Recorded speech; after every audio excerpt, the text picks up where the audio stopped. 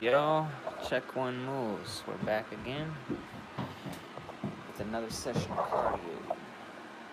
Make sure I get everything in here so y'all can see it. Alright. Sheesh. Do I get my shoes on? Oh shit. Alright. Let me get my towel. I say towel, but it's a shirt. That'll go. Alright, got that there. Get my shoes. Nice and secure. Hopefully y'all had a great Easter. Great weekend. Good time spent with family. And hopefully y'all have a great week ahead as well. We're going to start the week off right with some good old cardio. It'll lock. There we go. Sometimes this shoe doesn't like the lock. But we got it. We got her locked in now. So we'll go ahead and get this nice and ready. Got my electrolytes, my EAAs.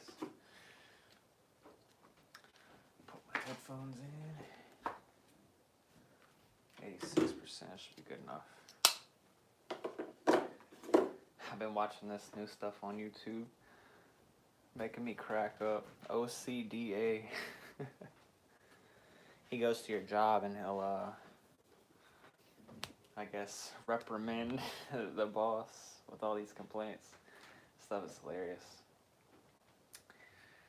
But, anyways, we got our nice old headphones in. Go ahead and start my watch for the indoor cycle. Get this thing moving. Let's jump right into it. Start it up. I already got the sensors.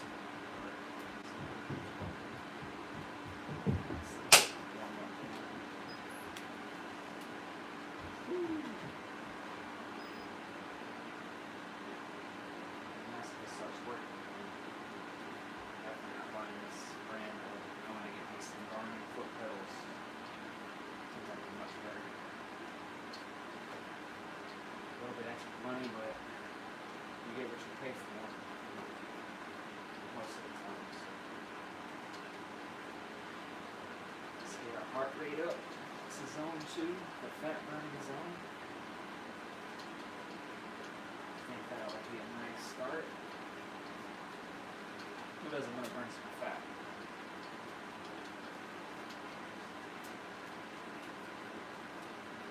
I don't have much to burn, but shoot. There's still some in there. I got about 10.9%. I think 11.2% last time I checked. So, nice warm up one. Heart rate's 121. We're already in zone 2.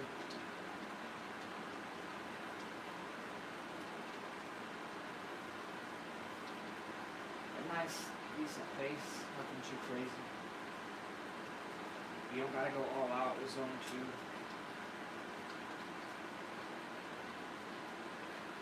As long as all your muscles are activated, you could still hold a conversation in zone 2 as well, so keep that in mind.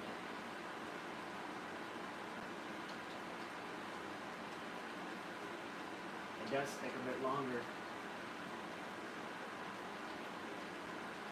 So if you do like sprint intervals and things like that, a lot of people like to do that because of the time difference. It's a lot less time.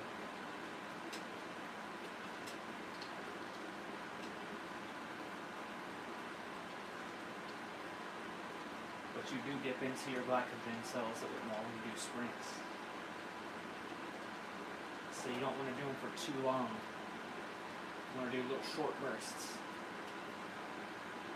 And you can build muscle in the process as well. So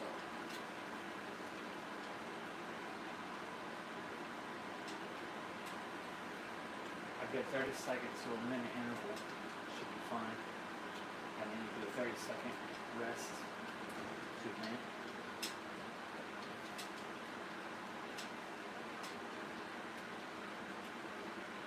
But that zone 2 is really going to burn that cardio. It's going to burn those calories. And the calories are going to come from fat. So let's go ahead and get it in.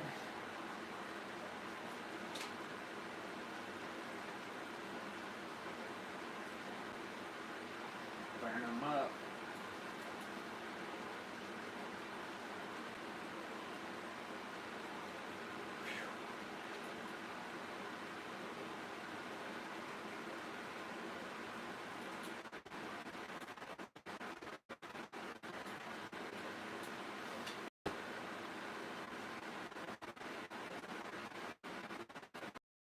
Day off right, get you a nice breakfast. I know a lot of people skip meals. I definitely don't recommend that. Do not skip meals, please. A lot of people skip meals and rely on coffee, caffeine, to give them energy. And then you crash and burn. It's not sustainable at all. You definitely want to keep those carbs.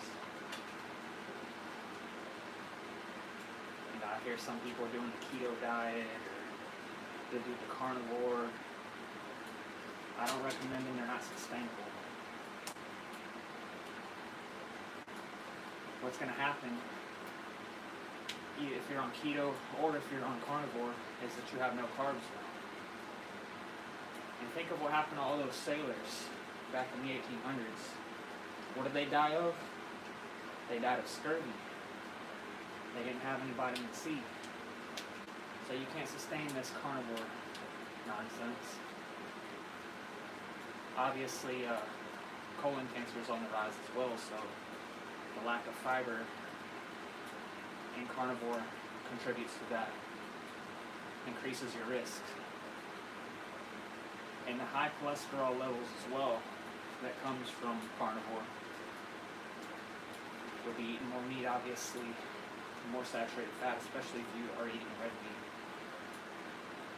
You're going to contribute a lot more to your heart issues. So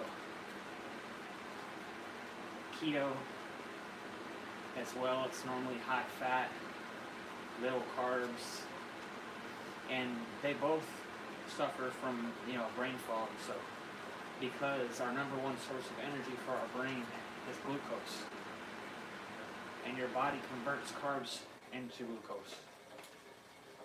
So if you ever experience brain fog under these fad diets like keto and carnivore, that's your answer. A much better approach is to just go ahead and get a nice, well-balanced diet. Get you some good complex carbs in there, some fruits. If you're a male, never go above 35 grams of sugar. If you're a female, don't go above 28 grams of sugar. And it's crazy because you look at one can of Mountain Dew, and what do you see? You see 40 grams of sugar. They don't care about your health. They care about your dollar. Oh, this is going to be highly palatable. And then now you got tooth decay. You've got a whole host of issues, possibly diabetes. I was in the store yesterday and I saw this ketchup, no sugar added. So I was like, oh, nice. I look at the price. It's a whole $2 more than the ketchup with sugar added.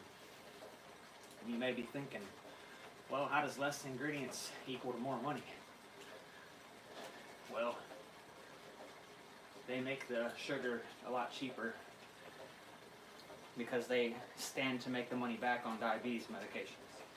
That's what I think, at least. Because you really can't make it make sense. You got to spend more money on sugar to add it into your product. But if you're not using sugar, they're going to charge you more money because they know it's healthier. They're going to lose out on that medical money, the medical field money. So what did I do? I paid the extra $2, but that's probably going to be the last time because I'm going to just buy some homemade tomatoes, homegrown tomatoes, and make my own little ketchup that way. But just an example of how the elites want to keep you controlled. That's what they're good at. Trying to herd you into some sort of trap. So they got the money to do it. Alright, just pick up that heart rate. Really want to get a good stretch in here.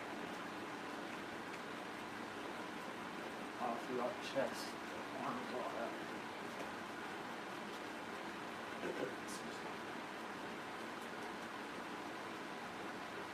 Yeah, definitely don't recommend keto. Definitely don't recommend carnivore.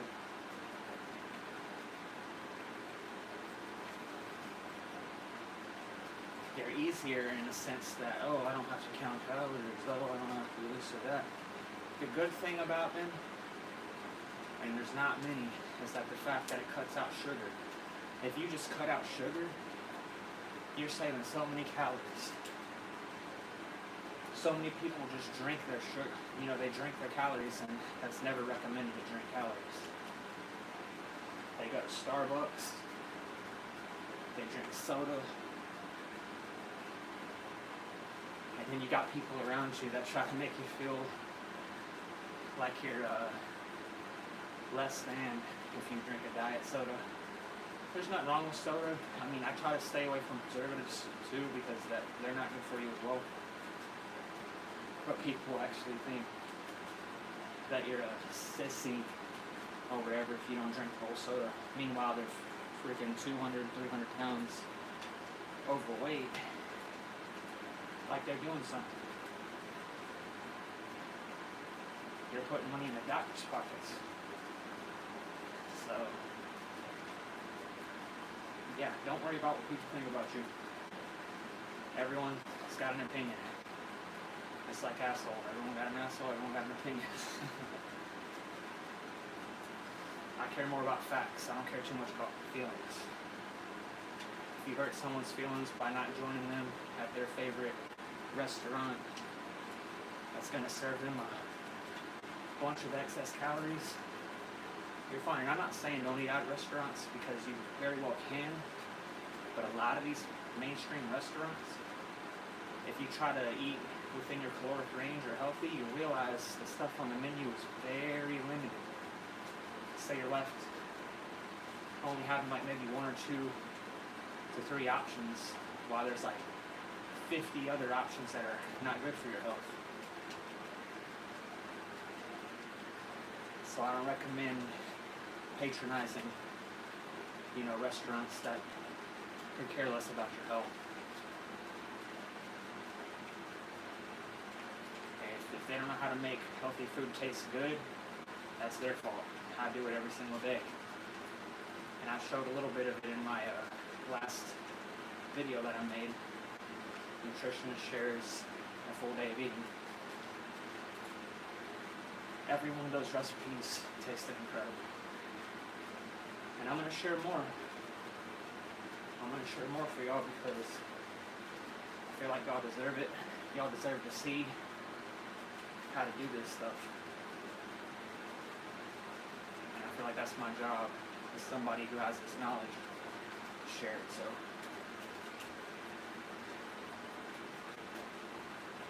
I know how I felt when I used to drink the Hawaiian Punch, the Kool-Aid, soda. I'd wake up in the morning and have a Coke like that was normal. Eat a big bowl of sugary cereal. Stuff's horrible for you. But it's accepted, socially acceptable, and that's what I want to change. I want to change the narrative. the mainstream narrative of this stuff being normal. It's not normal at all. Set you up for failure. You don't have energy to do simple things like, perform well at work. Say you have kids. You don't have energy to play with them. And the cycle continues. They profit off of your misery, and it just keeps repeating. So I want to throw a wrench in that. Show people the right way. Which is what we're doing this morning. We're getting our zone 2 cardio in. Already starting to sweat. Got a nice little pump going. And we're gonna keep it up. Keep showing all the good stuff. Because I've been doing this now for 3 years. So the least I can do is share what I have been doing. Put some positive stuff out there. Give you all the right information, because there's enough people. Oh, carnivore. Yeah, medical field stands to profit off that as well. When you get colon cancer, they're going to be making the money. When you get scurvy or other deficiencies, heart issues, they're going to be making the money. So, and the medical field is a multi-billion-dollar industry. They have a lot of money to promote these channels, these mukbang channels, these guys that are pushing this type of narrative, and that's why they get so many views. Likely there's another entity that's pumping money into the promotion of these videos. If you look at my stuff, it's on a very small scale. Now, they're not going to put money into my stuff because they know they don't stand to make money off of it. I'm here to help the average person. They're here to make money off the average person. So, as long as I can do something right, I'll put the target on my back, and that's fine. I'm fine with that. I'm sure y'all heard a lot about the CDC doctors that kept coming up dead during the whole mask era, if you know what I'm saying. Mysteriously just coming up missing. Same with these Boeing whistleblowers coming up missing mysteriously, because they know there's a lot of money to be made. So, and I could care less about them making money. They got enough money. They've profited enough. Even my own family. So,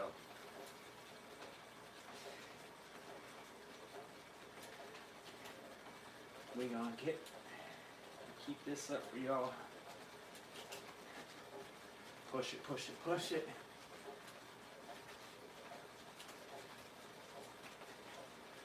But yeah, watching your calories, nothing wrong with that. Pretty soon, before you know it, you're gonna know how much calories is in certain things. I know one serving of oats has 150 calories. So, and I never measure with the cups. I always weigh it through the grams on this food scale, since foods have different densities.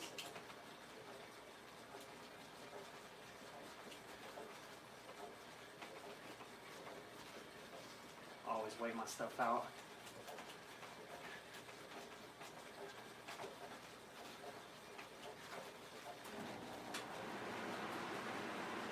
Gives us a more accurate representation of calories we're consuming. That way we can keep track of it. And I eat anywhere from 24 to 2,600 calories a day, which for my body weight, 150 pounds, is good for the amount of training that I do. That's how I'm able to stay ripped year round. So I highly recommend you find out what your basal metabolic rate is, and also wear you a little fitness tracker so you can find out how many active calories, not total calories, active calories you expend per day. Take your number of active calories and add it to your basal metabolic rate, and then whatever number you come up with, that's going to be the number that you need just to maintain your body weight. If you want to lose weight, you want to be in a deficit of that number. And you never want to be in more of a deficit than 500 calories. So then you're going to start getting hungry all the time. You're not going to be able to sustain that. I like around 200 calorie deficit. Because sometimes 500 is a little bit too much. But if you're more overweight, you're obviously going to probably want to do the 500 calorie deficit. So, same thing with a surplus. If you need to gain some weight, no more than a 500 calorie surplus. Put some meat on your bones if you need to. I'm not really a fan of bulking or cutting. I just like main gaining, so it just depends where you're starting off.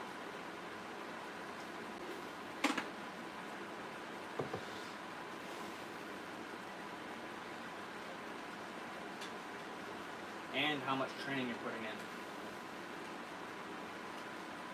See, we burn about 1,300 active calories when we do these cardio sessions. So it affords me the ability to eat a little bit more than the average person while still maintaining my weight.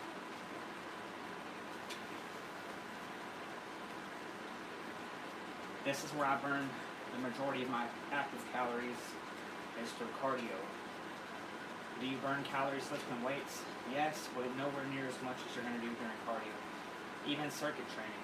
If you do circuit training, you might burn a little bit more calories than your average strength training, but it's still not going to be anywhere as much as doing cardio. So, and plus, you're training your heart. Highly recommend cardio, whether you're trying to lose weight or not. Just for your heart health in general.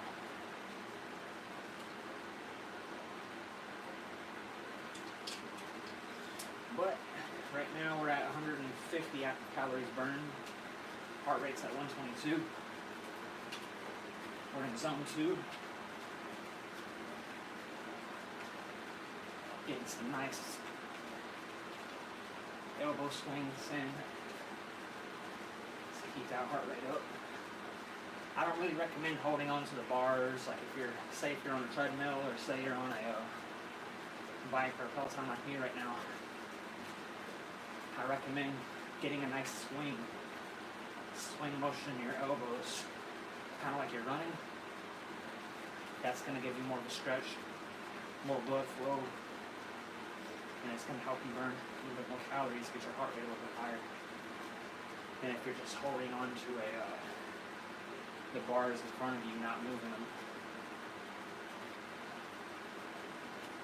You're not going to burn as many calories that way. Also, I like using my core to stabilize me up. I don't like to lean on the bars. And feel like my core's not as active that way. I like to turn into my strides. So when my left knee comes up on the pedal, I take my right shoulder and I turn into it, and vice versa. When my right knee comes up, my left shoulder is turning into my right knee when it comes up.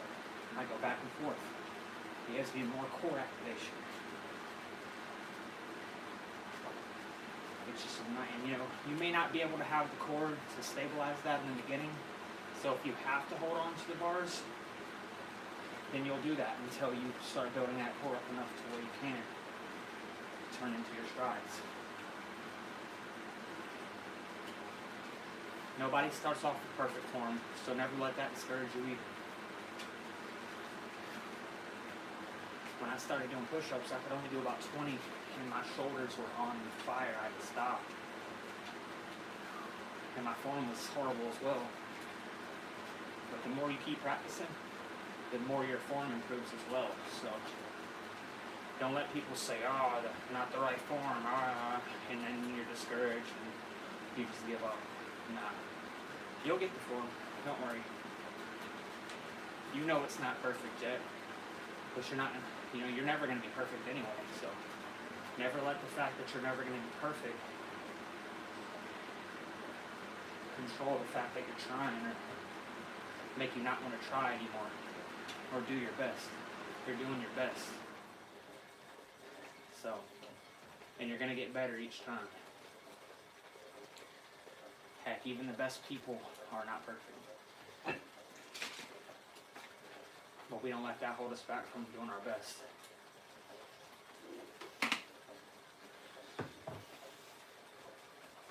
Got our heart rate now at 116. At the mid-level of zone 2, coming up on 200 calories active burn. And I'm going to tell you right now, I might be peeing a little bit more because I took caffeine for the first time in a couple weeks. I had an energy drink that's just been sitting on my desk for God knows how long. And I'm like, I'm just going to get that out of here. So I can already tell I'm sweating a little bit more. And I already kind of have to pee a bit, so that's alright, we're still going to push through.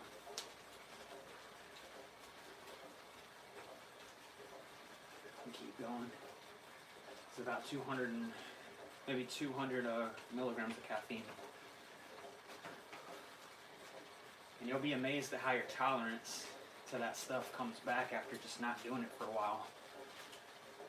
Before I was taking 400 milligrams of caffeine before every workout, and I couldn't really feel it working as much anymore. So I said, you know what, I'm just going to stop it altogether.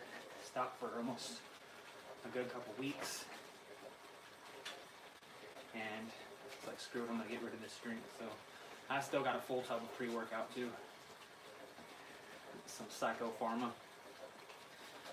And the flavor of that stuff is great too, but shoot, next time I take that, it'll probably just be half a scoop. Because I don't want to just hurry up and do my tolerance like that. But if you don't use caffeine, it can be a slight stimulant for your appetite as well. Help make you not as hungry sometimes. Don't let that stop you from getting your nutrition in though either. But like I said, a lot of people will skip meals and they'll just be going off of coffee all day. And they dry themselves out. A lot of times you can see it too. Their lips will be dry. They'll have more wrinkles. And it's like, hey, how much are you drying yourself out at this point? Definitely want to keep you some good electrolytes and make sure you're getting enough water, because caffeine is a diuretic. It's going to make you lose more water, whether you're sweating it out, whether you're peeing it out, you're going to lose more water. And if you choose to take creatine, because that draws water into your muscles, if you're doing that on top of that, obviously, be very mindful of things you put in your body. Sugar is a diuretic. Alcohol is a big diuretic. Anybody who drinks out there probably knows you're always peeing after you drink. It's a big diuretic. So, I used to drink a lot of sugar as a kid, and my mouth would be all, thick, and, my saliva would be super thick. It's a diuretic. It makes it easier to become dehydrated. And you're getting a crap load of empty calories. Now, if you're a real high-level athlete and you're using a little bit of sugar to give you a quick boost, that's fine. You might be able to get a performance boost from that short term, but it's not something they go around drinking all day long, and it's never a lot. It's never really more than the recommended dose calls for. So. That's added sugar too.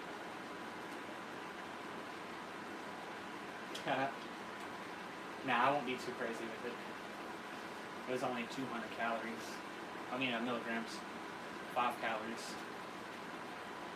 It was a C4 orange creamsicle energy drink that I got a few weeks back. And it's just been sitting there. So I said, yeah, maybe I'll see if it helps me burn a little bit more calories on my session. If not, I'll definitely lose a little bit more water weight, if anything.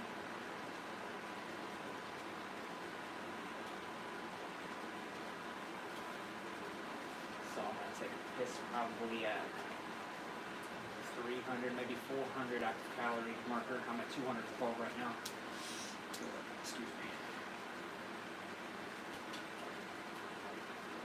Swing the elbows.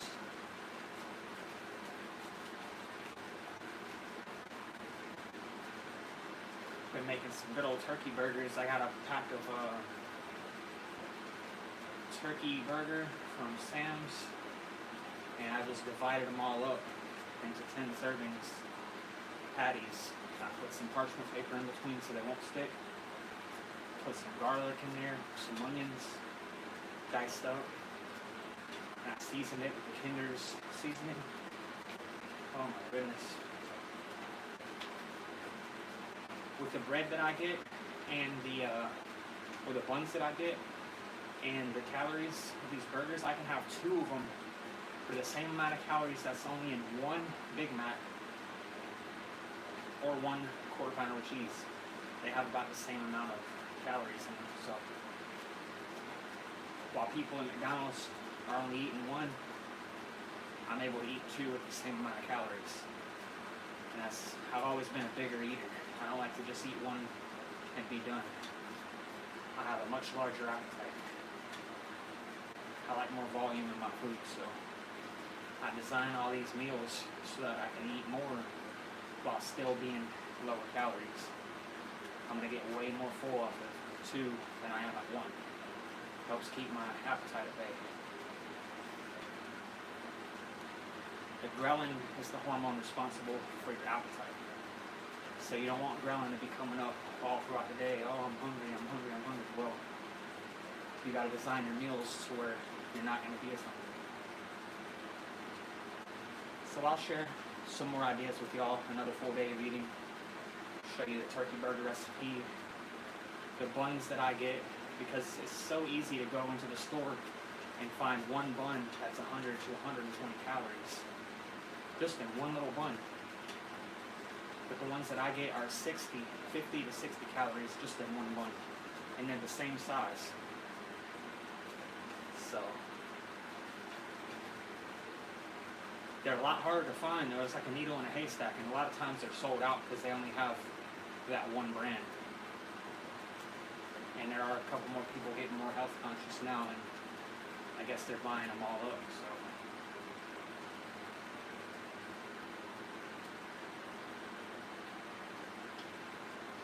So yeah, sulfame, it's not the worst thing in the world. I hate the aftertaste of the sulfame. I more so like the sucralose. So I get like the yellow bag of Splenda.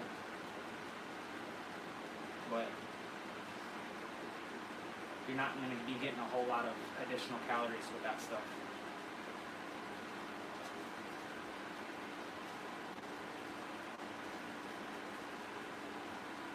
But like stevia, a sulfame, there's probably some others. They just have this weird aftertaste to me. And I've always liked a Priva with just a Kroger brand. Or if you see the yellow bag of Splenda, all of that is in the baking aisle, by the way. If you don't know where to find it, go to the baking aisle. Get the yellow bag of Splenda. And if you want to make your own, whatever type of drinks, or if you want to make some sauces and stuff, because a lot of these sauces too are super high calorie just for 2 tablespoons. Because they add a crap load of either sugar or oil. So you can make a lot of these sauces just by scratch, not adding all that extra stuff. Sour cream, you look at sour cream, it's got like really any nutritional content in it, but it's super high calories. So a great alternative for sour cream is plain fat-free Greek yogurt. You're going to get a lot of protein in that, and it tastes just like sour cream. You get fat-free cottage cheese, you get a lot of protein in that. You can make things like dips out of it, add certain spices and peppers, or Splenda if you want something sweeter, add some fruits with it. You're going to get a lot more out of your nutrition by substituting certain foods for others.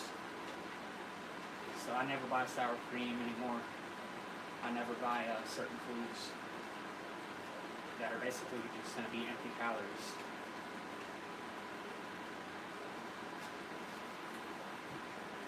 if you need to get healthy fats and stuff, you know, obviously nuts. Don't go overboard though with nuts and seeds, obviously, because they are basically a source of good fats.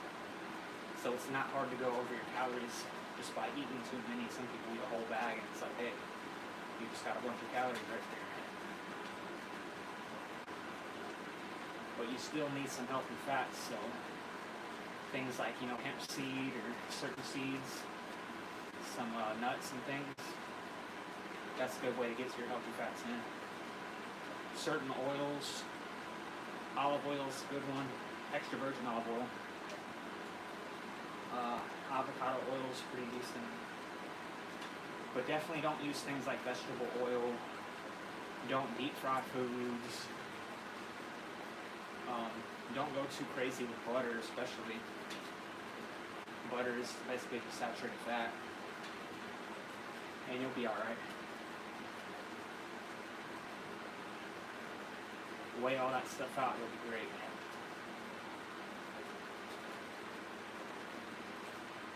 The resistance of it. Get that heart rate up good.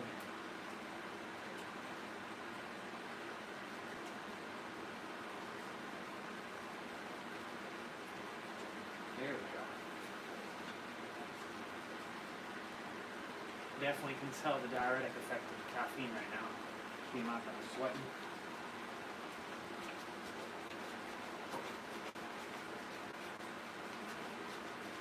That's good, and I got a piss. So we're probably gonna piss at the 300 mark. Before I was pissing at the 600 active calorie mark. Now I'm only at 3. But this is a good transparency for y'all to see too. How caffeine makes you lose more water.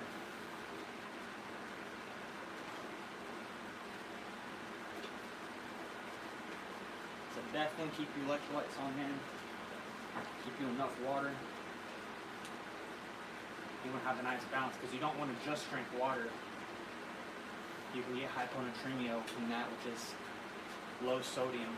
If you just guzzle a bunch of water, especially at one time.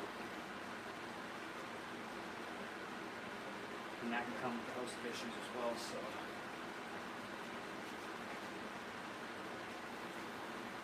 Not saying to drink electrolytes all day either. It just has to be like, how much are you using with your electrolytes? How much are you sweating? Generally, a good 2 scoops of electrolytes a day should be fine. On top of, you know, whatever you're eating. Because you're going to have some sodium in your foods as well, too. Some potassium will be in your foods, certain foods. Magnesium. Those are the main 3 that you lose a lot, but there's obviously some other ones, too, that you sweat out. Which is why I like keep you transparent. That's the best thing for me.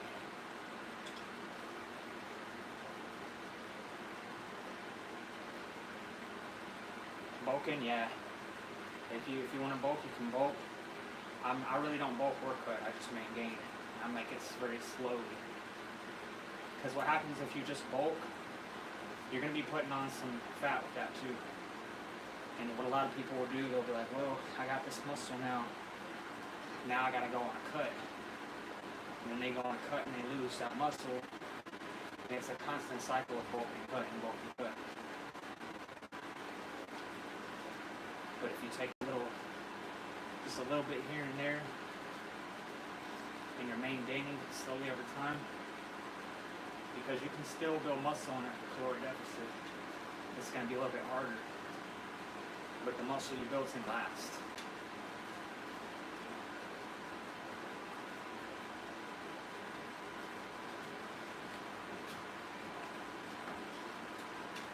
So we're at 290 active calories right now.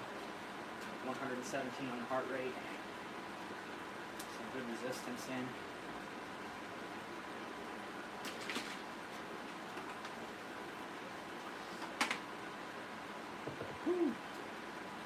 We're doing it.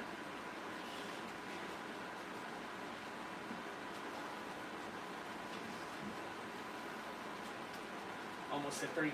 I'm gonna take a quick piss. Caffeine's going through me. I can feel it. 121 on the heart rate. Keeping the resistance increased a bit, just to give me some extra heart rate.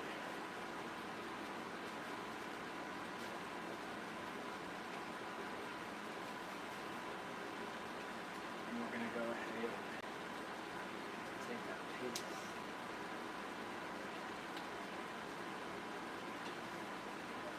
Go ahead and take it real quick.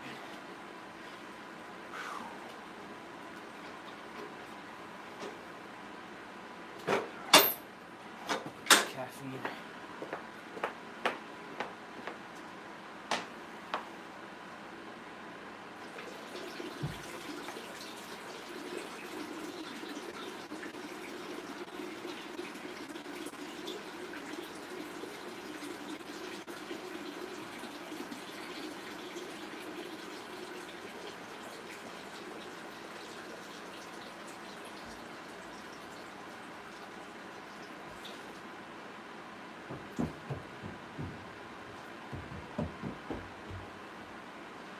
Here we go.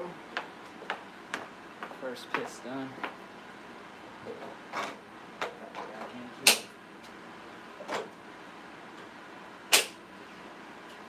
Knees feeling good today. Back's feeling good.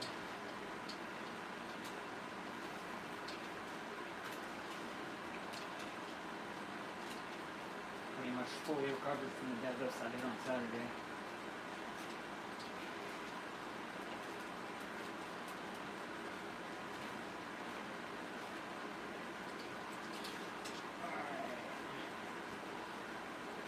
Let's get back into it.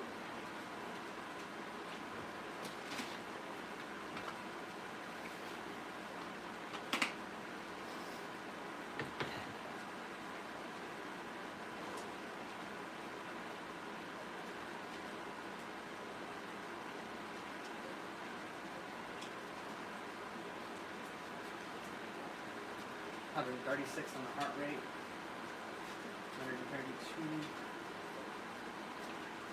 310 active calories burning. I saw this crazy thing on Instagram. A guy was like, you don't need to work out. You can burn off your Big Mac in your sleep. I was like, the way his numbers were, they were way off. I guess his name is The Fitness Show. It's like, yeah, you do burn calories at rest at your basal metabolic rate. But the amount of calories people eat every day, they're not just eating one Big Mac a day. They're not just going to eat 540 calories a day. You're going to eat at least 2,000. And you're not going to be able to burn that many calories off just at rest. Most people's basal metabolic rate is like anywhere from 16 to 1900. So unless you're obese, then it goes off how much you weigh. So now if you're obese, you're going to have a higher basal metabolic rate because your body needs more calories to maintain that weight. But obviously I don't recommend obesity because your heart's going to then suffer. It's going to fail you.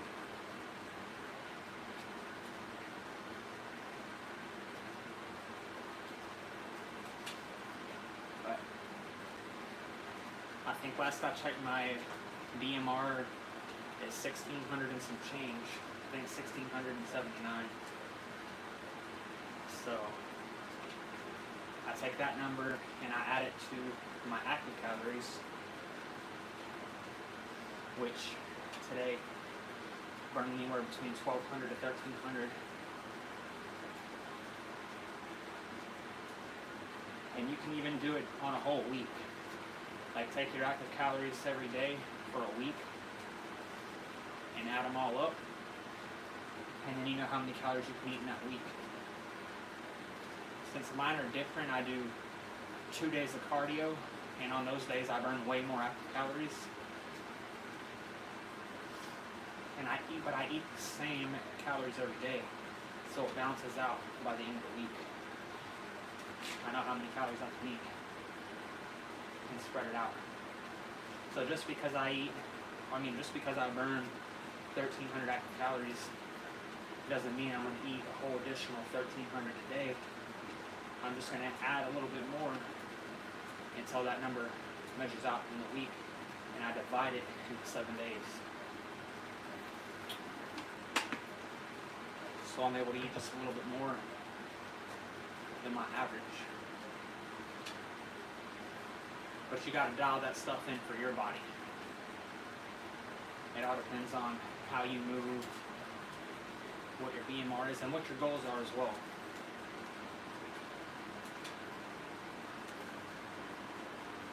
But that stuff's not too hard to figure out. It just takes a little bit. And especially if you're moving the same every day, it's a lot easier to calculate.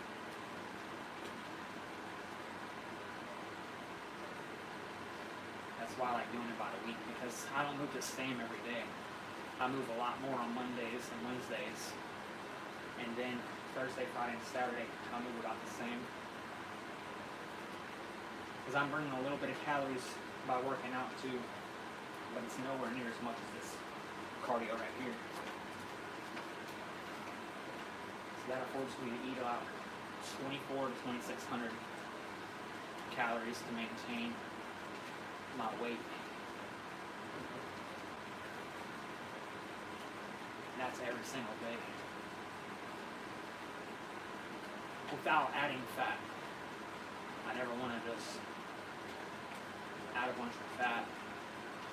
Yeah, I'll get stronger, but I also like to feel good too. So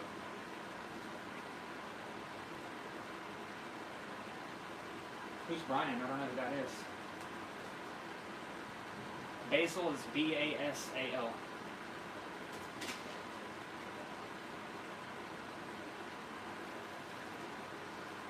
Like your basal.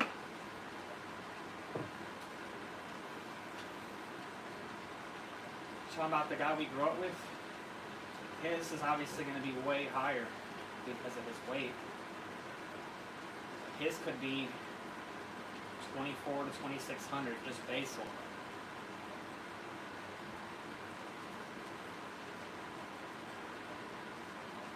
But what he would have to do is take his height, he would have to take his weight and his age, and he could find that out online. Or he could go and step on one of those bioimpedance scales and they'll tell him all that stuff.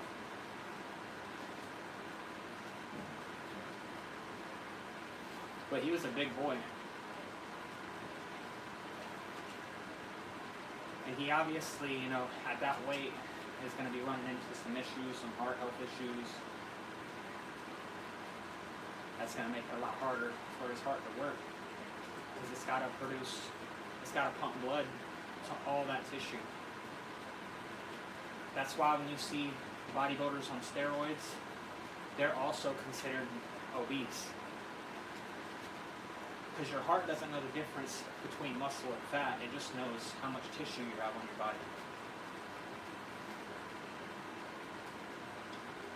There's nothing wrong with having it, sometimes.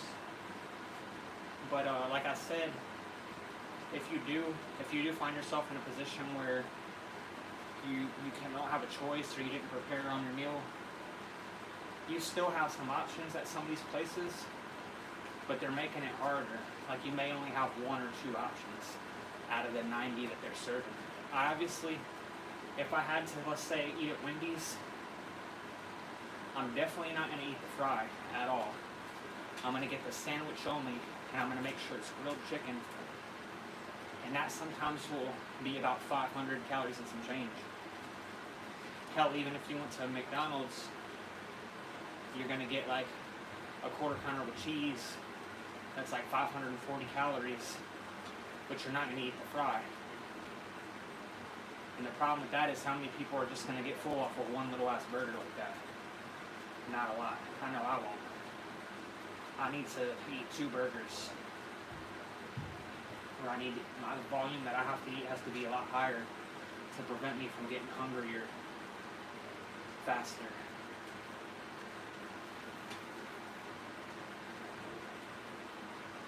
Now if you go to another place, you know, they got the seafood, like you're gonna get some salmon with some broccoli and a sweet potato. That's great to choose. But you know, they've got all these other unhealthy options. Oh, I'll get you a big fat juicy steak with all this extra fat, because you know they're not gonna give you the lean cut steak. They're trying to make money, so they're gonna give you the cheaper fatty cut. And that steak alone is probably gonna be over the calories. And you're gonna go ahead and probably get some sides with that, maybe like a loaded potato. Potatoes are great, by the way, if you're not loading them with butter and sour cream and cheese, like what they want to do. That's a bunch of fat. Butter's fat, cheese is fat. And you know they're using the highest fat cheese too. And the sour cream too. So before you know it, you're eating like 1,000, maybe even a 1,500 calorie meal, sometimes 1,800, just in one meal. And you're not gonna hit your protein goals for that day, just in that one meal. You might hit about 50 grams of protein, but 50 grams of protein in exchange for 1,000, 1,500 to 1,800 calories, most of those calories are coming from fat. So you gotta see, what are the calories from? I know they used to say, Dad used to say, oh, I used to be like, I need protein. Go get some peanut butter. Peanut butter is a source of fat. It may have a little bit of protein in it, but it's 180 calories for 2 tablespoons. And out of those 2 tablespoons, you're only getting 8 grams of protein. So all those calories are coming from fat. Yeah, it's the healthy fat, but it's so easy to go overboard with calories eating peanut butter. What are your thoughts on Michael Hearn? No, he's not natty. He's a liar, and the thing is, he lives in America. Steroids are illegal. He can't just say he's on steroids. Unless he's on a medically recommended TRT. But I think for his image and brand, he gets a lot more engagement by saying he's natty, because you're going to have a lot of people commenting on his videos saying that you're not natty. You're definitely not natty.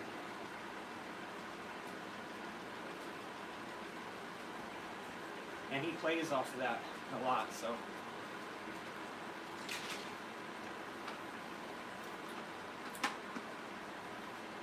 At his weight and size, there's no damn way. The last time Mike O'Hearn competed in the powerlifting comp, I looked at his numbers, it was in 1993. And he deadlifted, I think it was 702 pounds.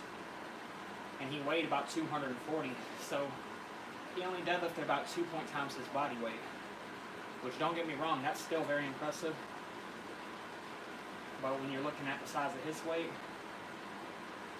it's just like, he's going for absolute strength. Relative strength, there's people that are way stronger than him. There's people that have deadlifted 5 times their body weight. So, once you start getting, and people that can do that, those are the guys that are going to win powerlifting meets. Because they take your weight, and they take how much times your body weight into accountability, into consideration. And when you're deadlifting that many times your body weight, you're always going to beat the guy in your weight class. So that's why these guys have to go up to the highest weight classes. Look at Eddie Hall, strongest man in the world. He only deadlifted like 2 point something times his body weight, because he weighed 400 pounds when he did that lift. He deadlifted 1,100 pounds while weighing 400 pounds. So, and yes, he was also enhanced when he did it. You can look back when steroids came out in the 30s, there were people that were competing before steroids. And the highest lift recorded, I believe, was like a 700-pound deadlift. So nobody was really going over 700 at that time until steroids came out. So anybody who's lifting over that amount of weight, you can go ahead and pretty much assume that they're on steroids. Otherwise, there would have been world records back then, before they existed, that were in those ranges.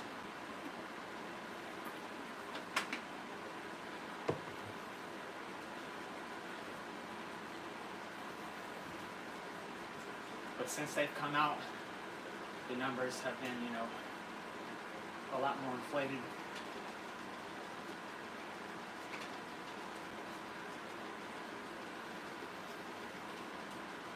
And the health problems have been a lot worse. People dying in their 40s.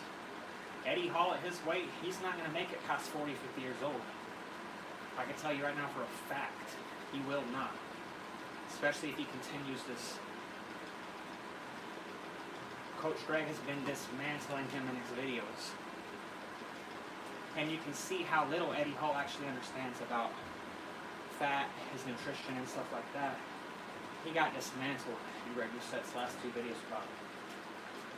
Because he doesn't understand kinesiology. He doesn't understand. All he understands is eat a lot and lift it. You know, he doesn't understand the basics and the science behind it. So if he makes it past 40, 50 years old, and that's a big if, that's probably because he lost a lot more weight. Because at this weight, he's not going to. And it's sad because he has a son, and he's not going to be there for his son. Mike O'Hearn, he has a son too.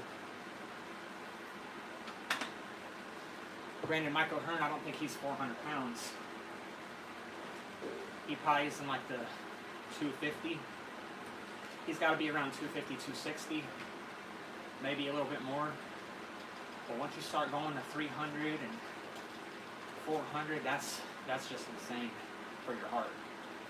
Hell, even 260, 275 and stuff, you're cutting off years of your life at that weight. So it's all just a choice.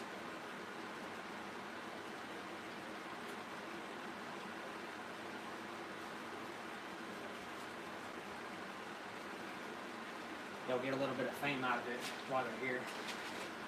But they're also going to be an example when they pass at an earlier age. It's just going to take a little bit of time.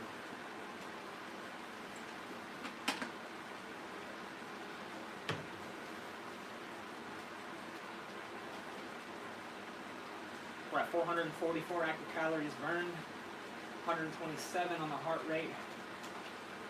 We're staying nice into zone 2 right now. So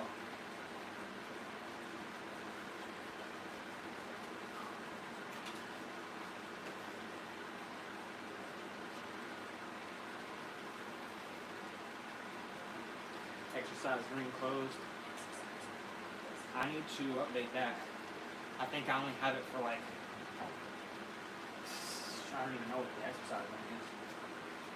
But you can go and modify that in your watch. If you have an Apple Watch.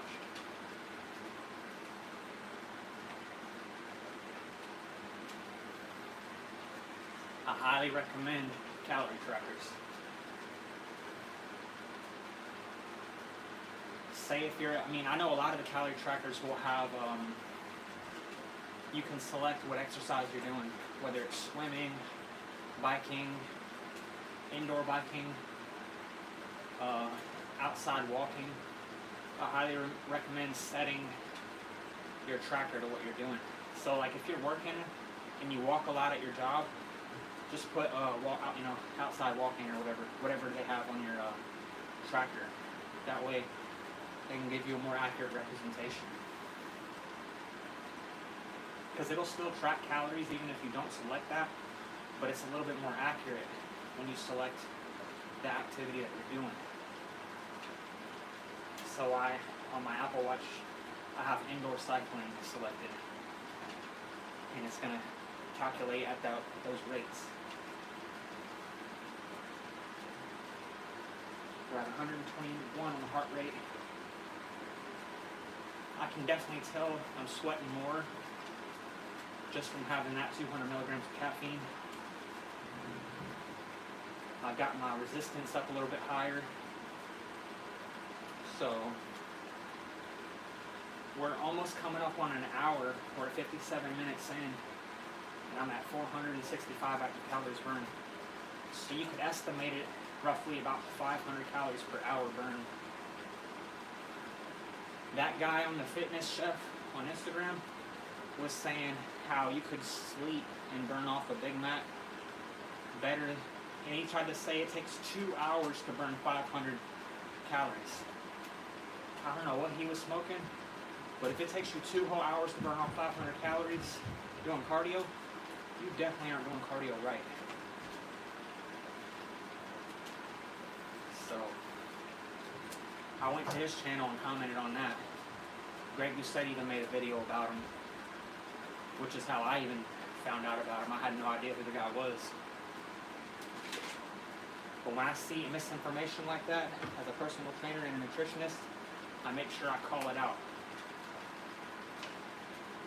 Because it's misinformation. I don't want people to see that and think, oh, this is real.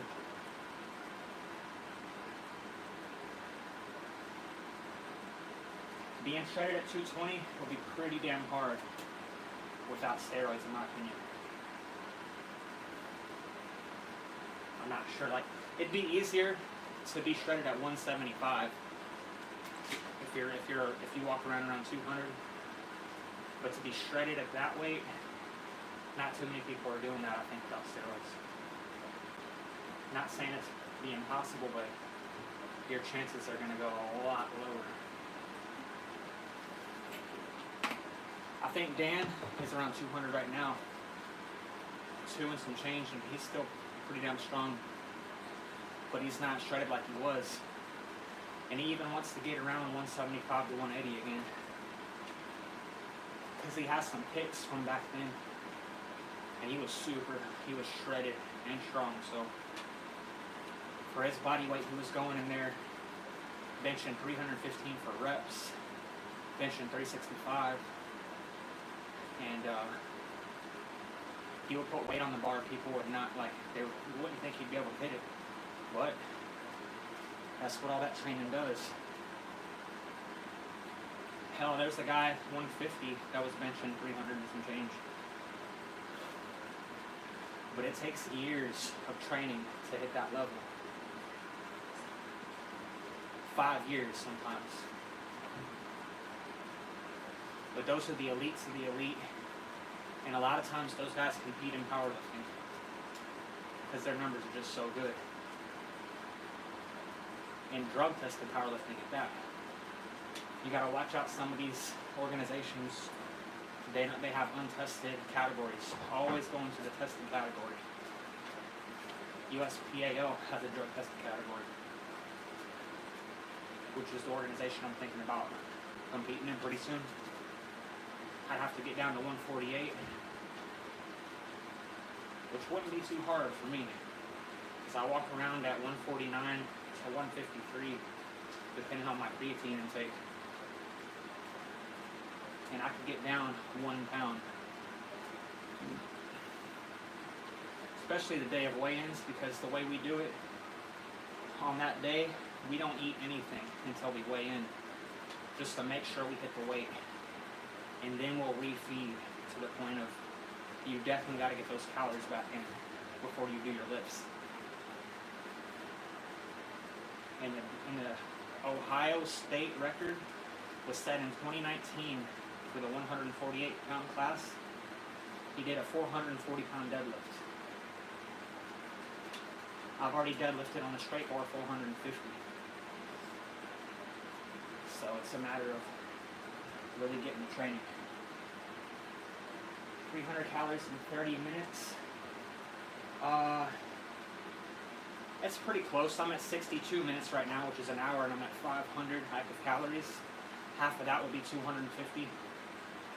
So if you're burning 300 in 30 minutes, you're probably going to be a little bit more into zone 3. But yeah, you can do it.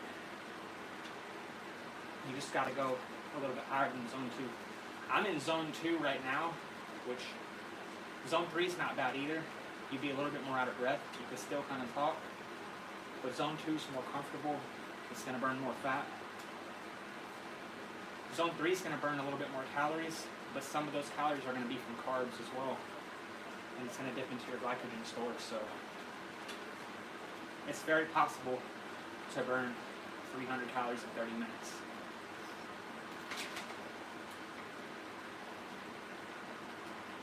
Because me, I've already burned in 30 minutes 250, and this is just at a comfortable Zone 2 pace. I'm at 511 right now, 63 minutes in. So we're doing about 250 per 30 minutes.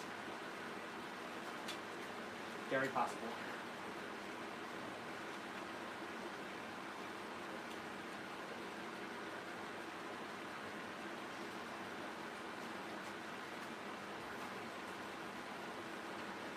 And if you're not used to doing cardio a lot, like 150 minutes per week, and you get on the cycle, chances are your heart rate's going to be going up a little bit higher than the average person who does it all the time, which means you're going to burn more calories at that higher heart rate.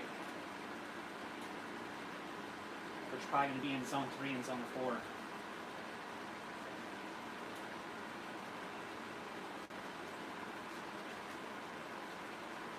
And if you want to figure out which zone you're in, you just need to find out what your max heart rate is. Which, if you want to find that out, you take 220 minus your age, and the number you get is your max heart rate. Then you take that number, your max heart rate number, and you look at what is 50 to 60% of that is Zone 2. And then Zone 3 will be 60 to 70%. Zone 4 will be 70 to 80, and so on and so forth. That's why I recommend in your watch setting your zones to your age and to your numbers, because they're going to have a default one in there. But I was looking at my default, and it was way off. I had to go in there and manually set my zones. So now they're all doctored to my numbers.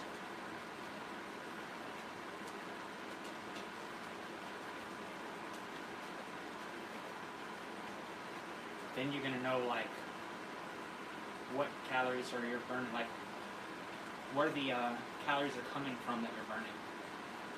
Like I said, Zone 1 and Zone 2 is all fat. Zone 3, you're going to be burning some fat with glycogen, which is carbs. Zone 4, you're starting to dip into your muscle or your protein, which can deplete muscle. That's why you'll hear the myth, oh, cardio will kill your muscle. No, it depends on what kind of cardio. Yeah, you can do it. I'm saying you can. And it would be easier for, say, if you don't do cardio all the time, it'd be a lot easier to burn 300 in 30 minutes. Because your heart rate is going to be higher. Because you're not used to cardio. You're going to be more tired from doing it. But if you're used to cardio, you're going to start getting more tolerant to it. And it's going to be harder to get your heart rate up high. Like when I rest, I do so much cardio that when I'm at rest, my heart rate can go down to as low as 40 beats per minute. And that's only for athletes. The average person, if their heart rate is at 40 beats per minute, then there's probably something wrong with them.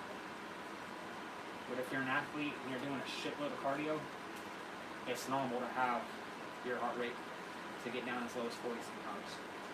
Especially when you're sleeping.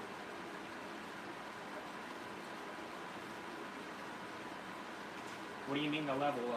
Is that like on a treadmill or like the resistance?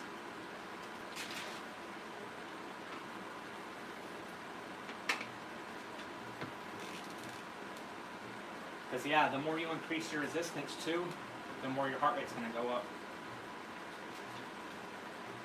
Mine's at 130 right now, which is the high end of Zone 2. And I've got my resistance increased quite a bit.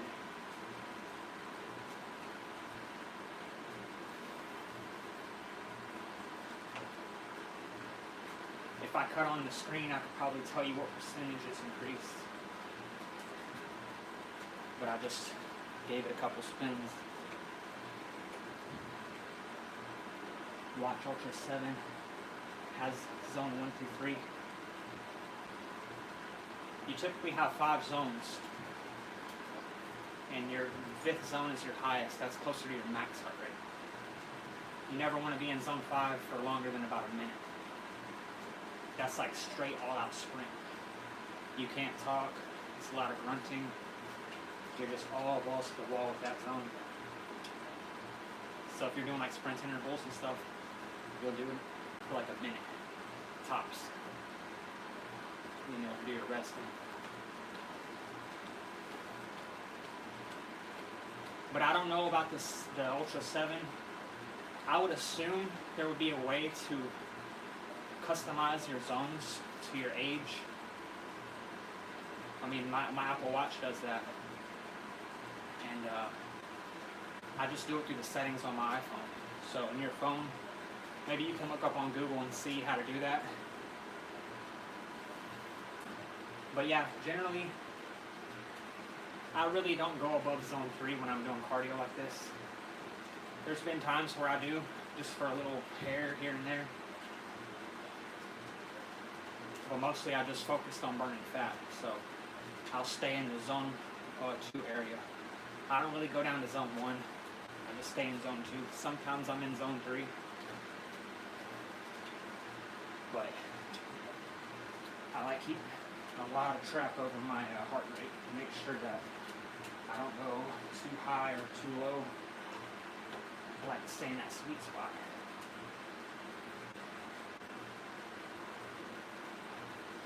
But you're not going to lose muscle being in the fat burning zone. But what it is like these bodybuilders, they get so much tissue in their body that they'll do a little bit light cardio like this, and it skyrockets their heart rate. Because a lot of times they're just out of breath just talking to you. And it's like, dude, you're not even doing nothing, you're out of breath. So they get on and do a little bit of cardio, and before they know it, they're in zone 4, zone 5, doing some light ass cardio like this. So they try to, do as minimal cardio as possible. But their heart is suffering. Pedal resistance, that, yeah. I keep it up a little bit. I don't go too high on that. My heart rate's at 126 beats per minute right now. And for my age, zone 2 is from 111 to 130 beats per minute. As long as I'm within those numbers, I'm in zone 2. But it's all going to come down to your age. It won't be too far off since we're around the same age. So I could find out right now what yours will be. I'm 34. You'd be 5 years older than me. So if I took 39, oh, I got my calculator here. 39 minus 220. That means your max heart rate will be 181. You never want to go above 181. That's like above that. That'd be above zone 5. So 50 to 60% of 181. 50, 60% of 181.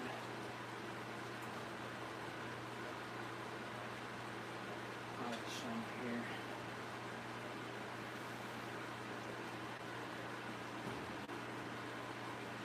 %, 181 is 90.5. So that's where you would start. 90.5 through 108 would be your zone 2. Let me make sure zone 2 is 50 to 60%. Pretty sure it's 50 to 60. I'm sorry, zone 2 is 60 to 70. So yours would actually be 108. Be 108 heartbeats per minute through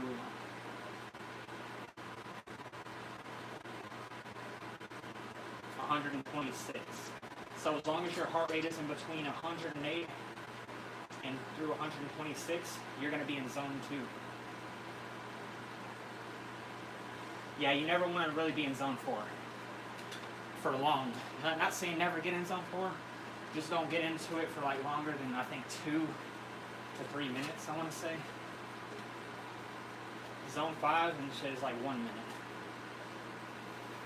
Yeah, zone 5 is just all out.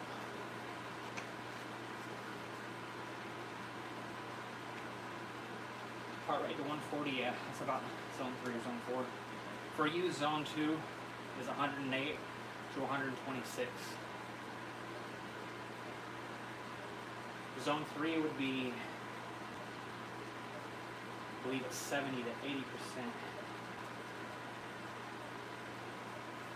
Yeah, 70 to 80% in zone 3. So that would be 126 to 144.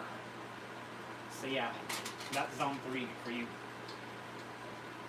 for your age. So if you do have a way to calculate whatever your zones are, you don't need to, as long as, I mean, if you remember it by heart, that's what I do, then you're pretty good on that.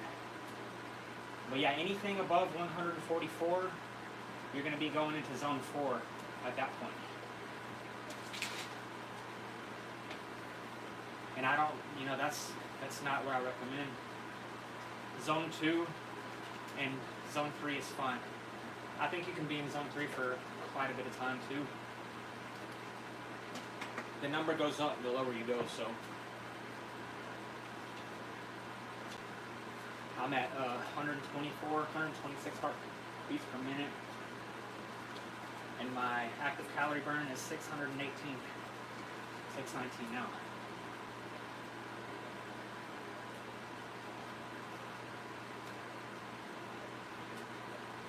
So zone 1 would be 50 to 60. Zone 1, you're also going to be burning fat, but since it's at a slower pace, you're going to be burning fat at a slower rate. So zone 2 is like the golden zone for fat.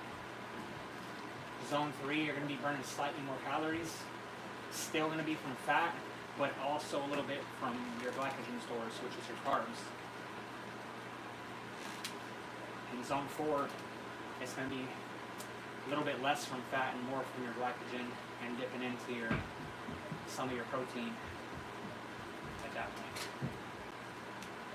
which can lead to your muscle loss. So it's important to watch your heart rate when you're doing stuff.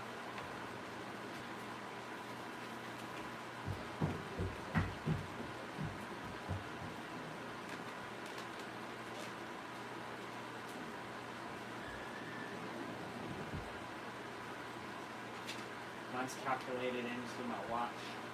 Before, it had me way too high. Like, it had my heart rate set to about zone 3 I was doing, but my watch told me I was in zone 2 because I had the wrong numbers. So once I did all my calculations, my percentages, I just programmed that into each zone. And now, if I want to, I could just scroll over one page and it'll say which zone I'm in. But since I already know the numbers by heart, I don't even have to scroll that page. I just look at my watch and I already know then and there. That's right where I'm at.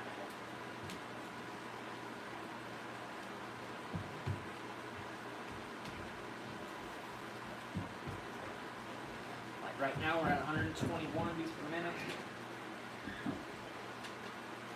We've burned 638 active calories.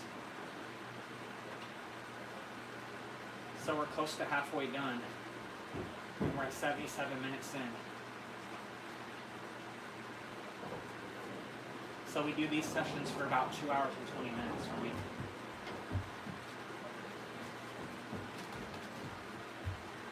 what I like to do in cardio. Run about 1,300.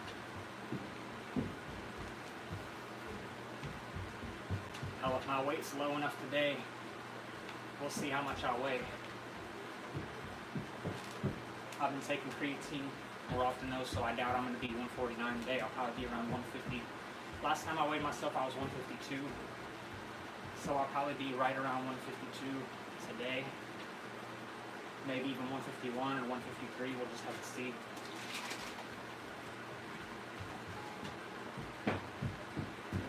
But if I am 149, shoot.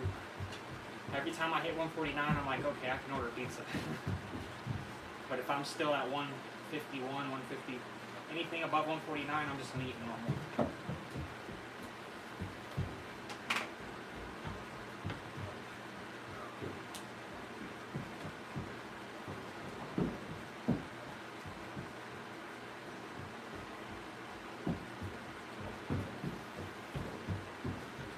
We got some good old turkey burgers. Those things are so dang good. Love me some turkey burgers. Let me refill my electrolyte mix. About halfway done with it here. And it's still concentrated enough that I can fill it up another halfway and still have some flavor.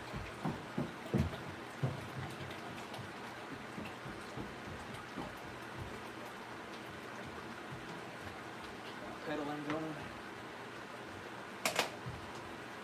Put that one on. This in.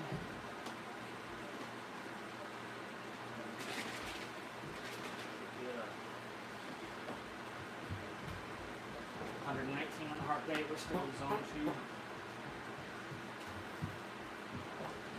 Get off the saddle for a bit.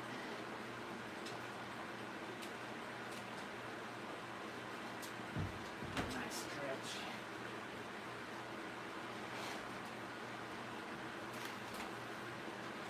Yeah, this girl on Snapchat sent me her picture of her face.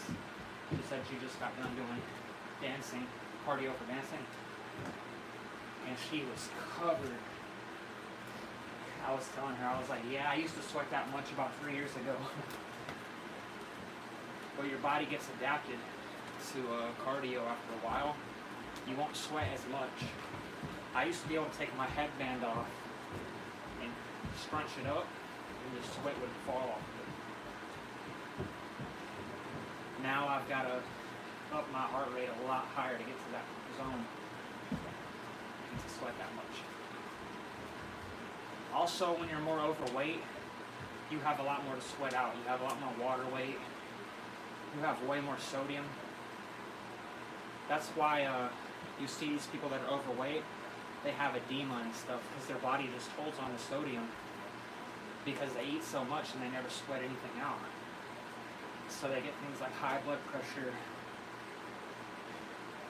And I don't recommend people like that to take any electrolytes or anything because they already have an abundance of sodium in their body.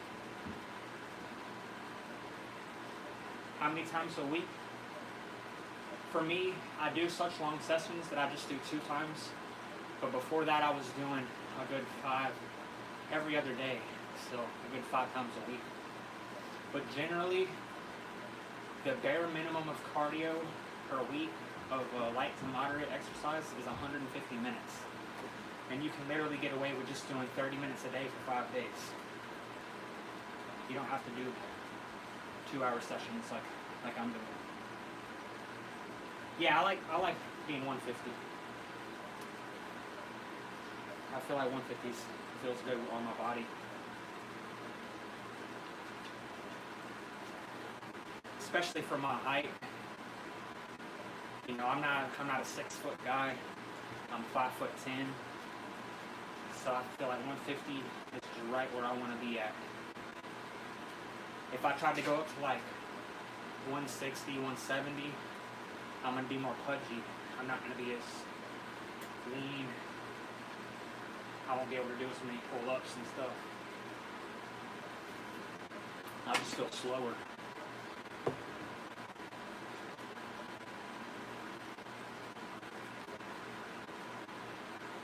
when I was doing my powerlifting meet with Dan, I didn't understand anything about nutrition. I wasn't doing any cardio.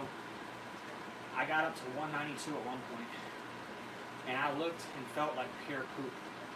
And I wasn't even as strong as I am right now. I can lift more now than I was lifting then. So, I feel like right now, for my body weight and my strength, my cardio, everything's dialed in right where I want it to be.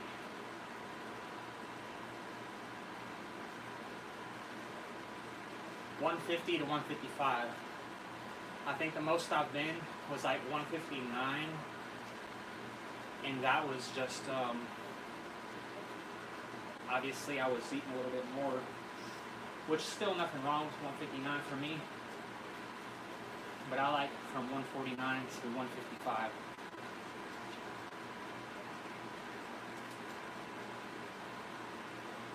That way my cardio doesn't suffer.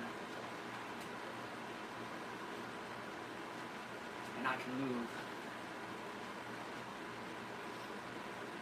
Athletic movements.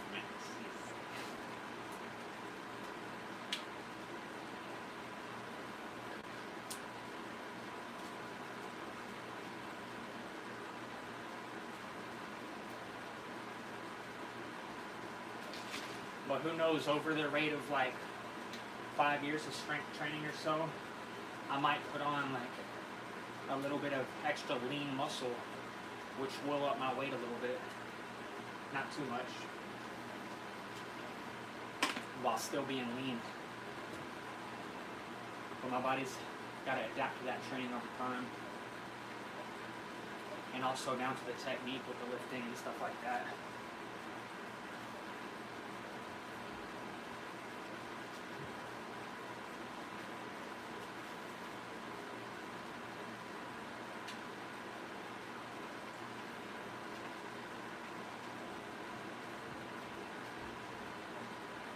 But with the eating 5 times a day, actually now I'm eating 6 times a day because I got breakfast, I do a snack, I do lunch, I do a snack, and dinner and a snack. And the snacks are about 200 calories a piece. My breakfast is my largest meal. I want to say it was about 800 calories for breakfast. So let's see. 800 plus 600 for all the snacks added together is 14, plus 1,000 because I have 2 other meals after that are 500 apiece. So that's 2,400 calories. So I'm always in between 24, no more than 2,600 calories a day, unless I get down to 149.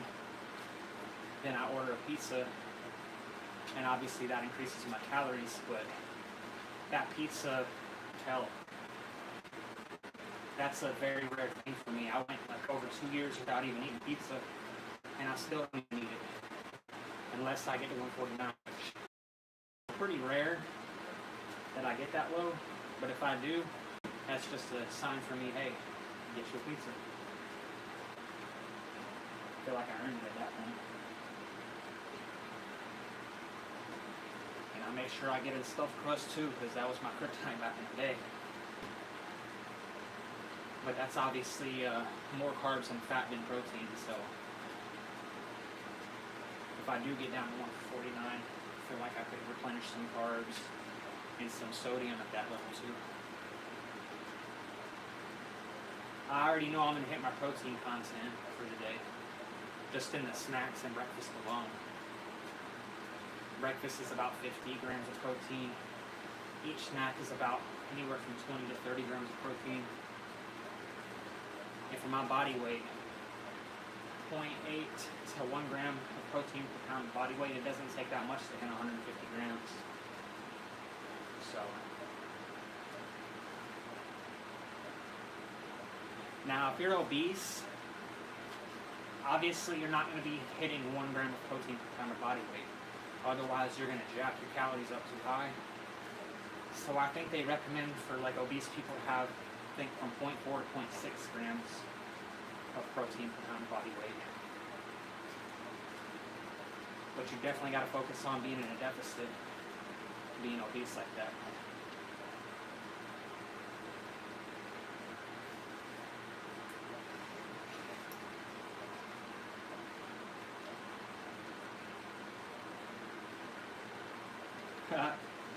Oh shit.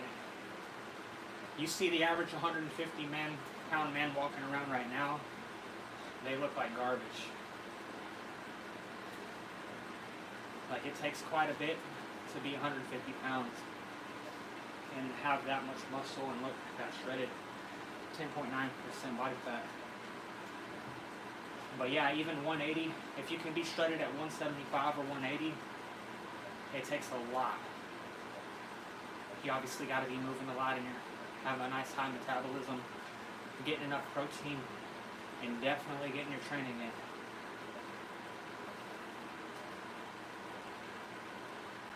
Because the average 180-pound male, a lot of these people you see, they are not training. You can look at someone and tell if they're training or not. Most guys at their weight, you look at them and you think, there's no way you weigh that much. But it's mostly fat on their body. Not saying they're super high percent all the time. It may be anywhere from like 22 to 30% body fat. But it's still enough to just, you can look at their arm, there's like no veins. They don't really have any structure in their physique. If they take their shirt off, you can definitely tell. So, it's just a matter of training consistently. Yeah, I used to, like, I would eat pizza so much, and I would feel like crap, literal crap afterwards. I'm like, man, I didn't have to even eat that. It wasn't even that good. But if I get down to 149 and I eat a pizza, I'm like, yeah, it doesn't really even affect me. I still pull my shirt up, I got a six-pack, I'm like, there you go. But I know I can't sustain that, so I just enjoy it for the time being, and then I go back to eating the way I did. Like today, I doubt that I'm going to be 149 today. I'll probably be at 151 at best, 153 at most, maybe even 154. And if I'm in that range, I won't even worry about it. So, yeah, I used to, because I ate it so often, it was like my kryptonite. I would eat pizza every day. And pizza is such a high-calorie meal, you definitely cannot sustain that.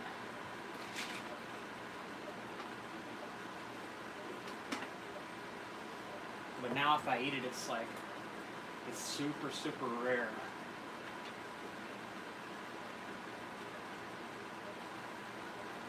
And I choose not to eat it because I could be getting so many other foods that are lower calorie and higher protein, and that give me more energy.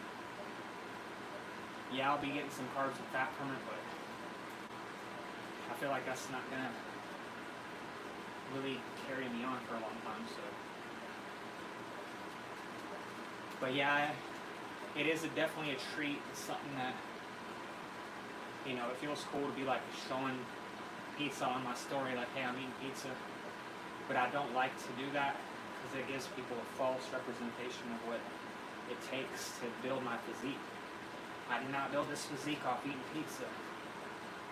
So I don't really like to show people that because I don't eat it a lot. But when I do eat it, I do show it because I want people to also see that if you do train hard enough, you can still fit a pizza here and there. But yeah, it's going to take a lot of training. That's why I like to show this part now. They think it's just me eating pizza. Well, no. Like I said before, I think it was 2 weeks ago I had my first pizza, and before that it was almost a damn year before I ate pizza because I don't even really crave it. It's just the way that I cook it already tastes like I'm cheating. So I feel like I don't need to.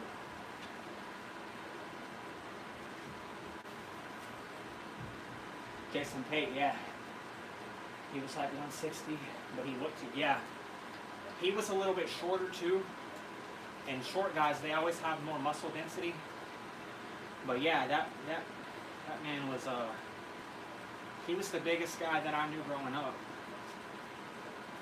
and there was muscle on him.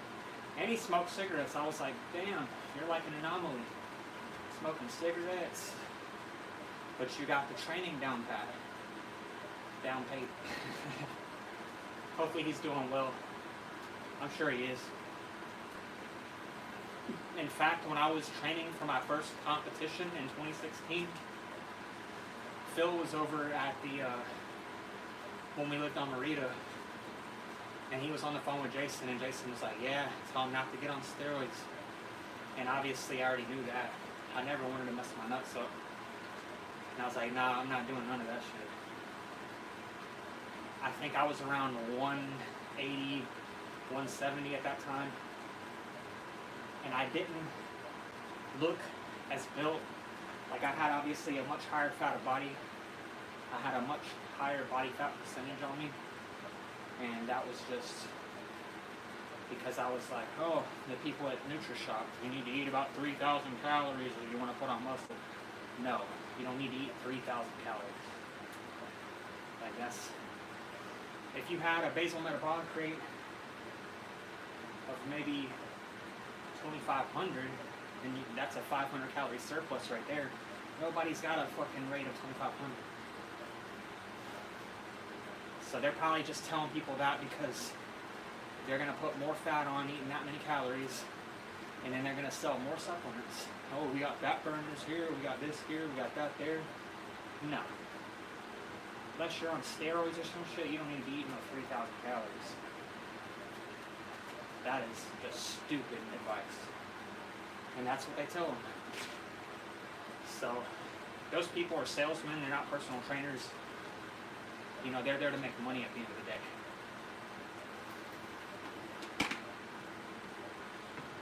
So, most I get 24 to 2,600. And you see the amount of cardio I have to do just to get that. Weighing 150 pounds that I weigh. And that's including, you know, my weight training too that I do. I deadlift over 3 times my body weight. Almost 4 times on the hex bar. So, there's a lot of factors you gotta look at when it comes down to calculate your calories and such. But it's rarely ever going to be up to 3,000 calories. You got to be doing a shit ton of cardio if you want to be shredded and still be able to eat that many calories. There are people that do a lot of cardio. They're marathon, you know, they probably race cycling. So if you're racing on bikes, you're going to be burning a lot more calories that way, then yeah, you can eat a lot more. But if you're just strictly doing zone 2, getting the minimum, and no, I'm getting over the minimum of recommended cardio, because whoever wants to just stop at the minimum. The crazy part is most people aren't even getting the minimum. But once you hit the minimum, you're going to want to do a little bit more, because no one likes to settle for just the bare minimum.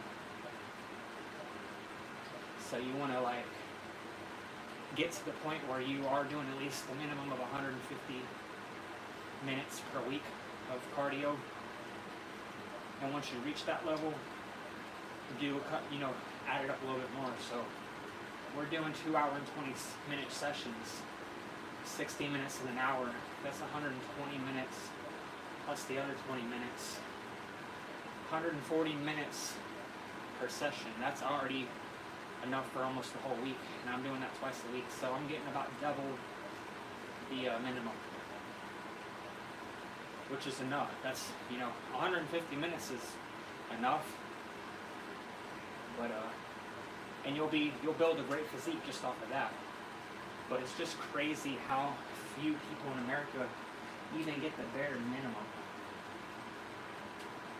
I believe that's an epidemic.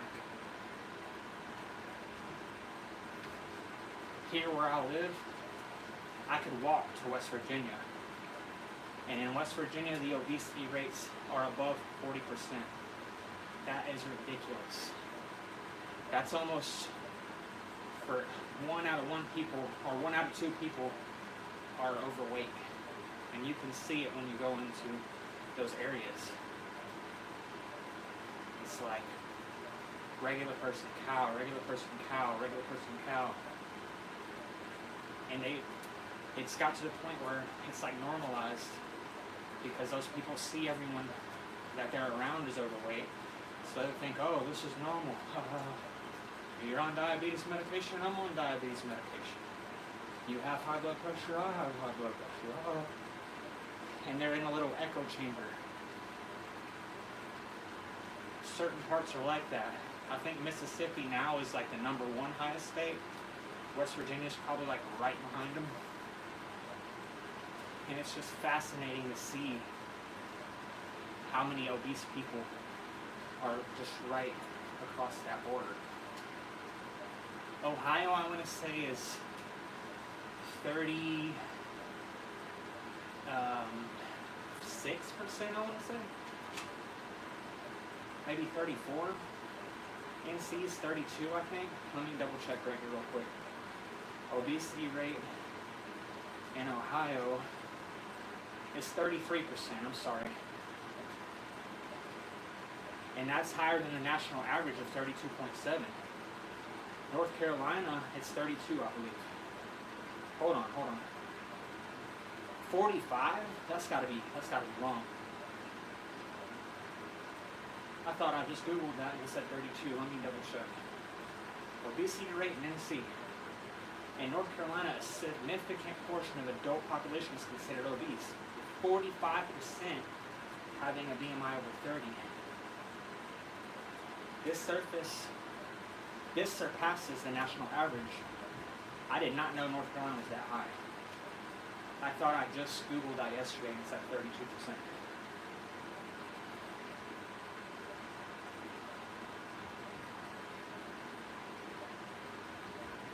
Well, now if I type in percentage of obesity rate in NC, it says in 2023, the adult obesity rate in North Carolina was 34%. That's 2 years ago. I don't know where this figure right here is coming from. Oh, this is in 2024. ABC.com. Almost half of North Carolina's population was obese. Golly. Yeah, I do remember quite a few people being that much. Being kind of obese in NC as well.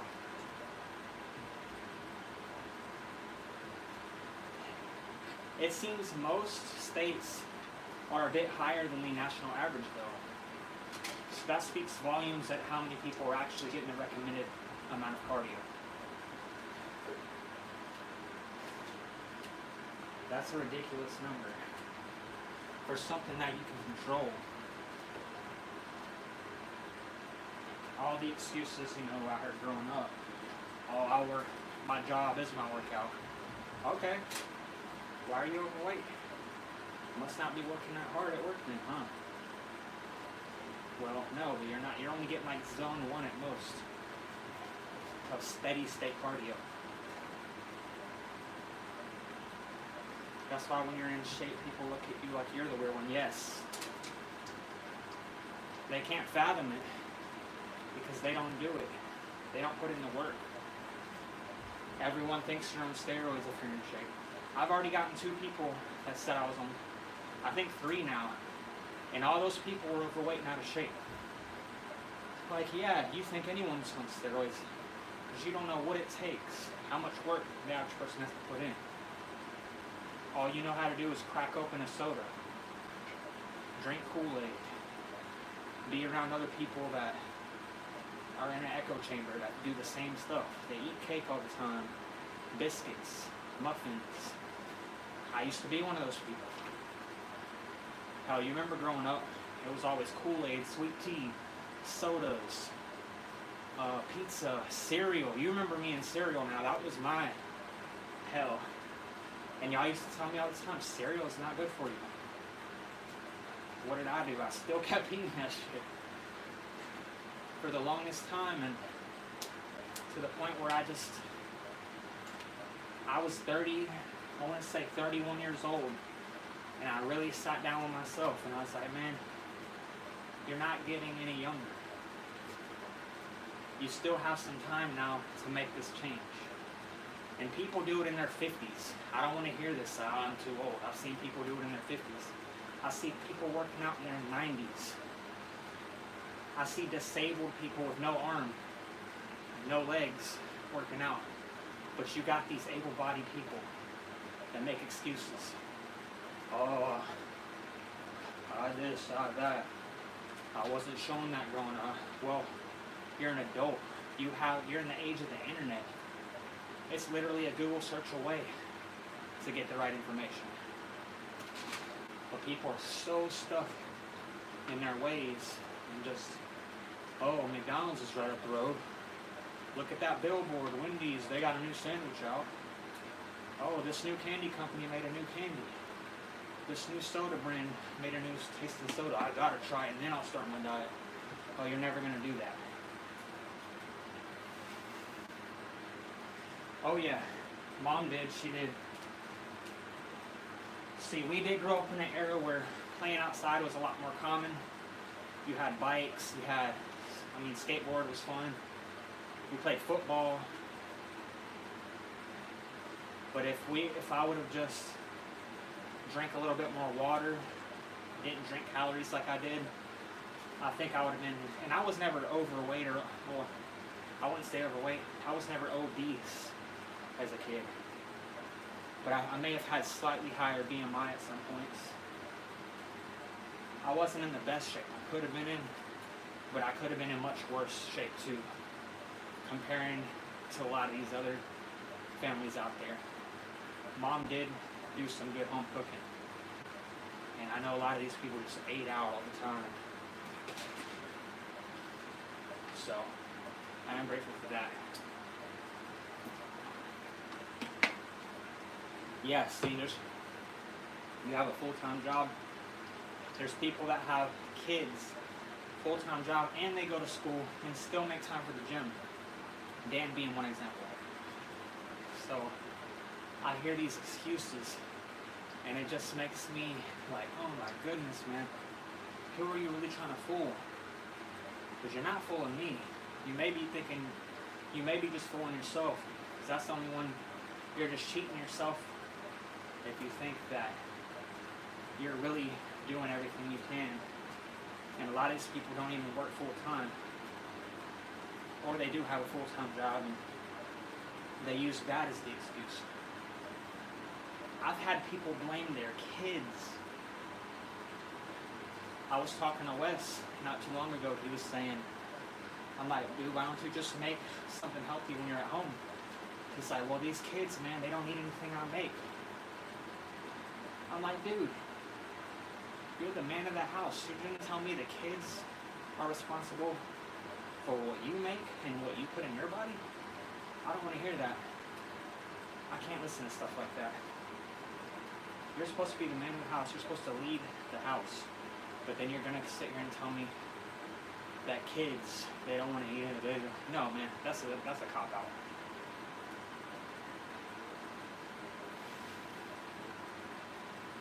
So, I've heard, just about every excuse in the book when it comes to why people don't eat right or why they don't exercise.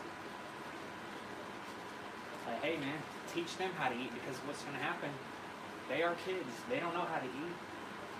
They're going to grow up thinking this crap's normal. And before they know it, they're going to be the next obese people in the world. And to me, I feel like that's child abuse. I feel like that's child neglect. And obviously the elites don't, because they're going to make money off of them. They're like, yeah, go ahead and farm them up. We'll take care of them. We'll put the money right in our pocket.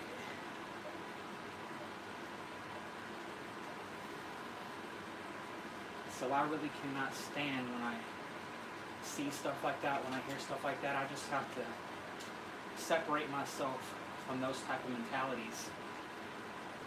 Because then I'll have that stuff from, like, no, I can't agree with that. And I'm not going to believe that either. So,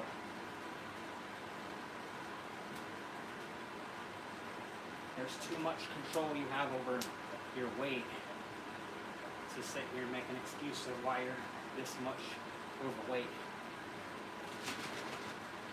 Some things you can't control, You can't control the color of your eyes. I mean, obviously you can get colored contacts and stuff, but like the color of your skin, how tall you are, unless you get that surgery, which I don't recommend either because people are having problems with that too. Like, it's just, some things are out of your control, but things like your weight are totally in your control.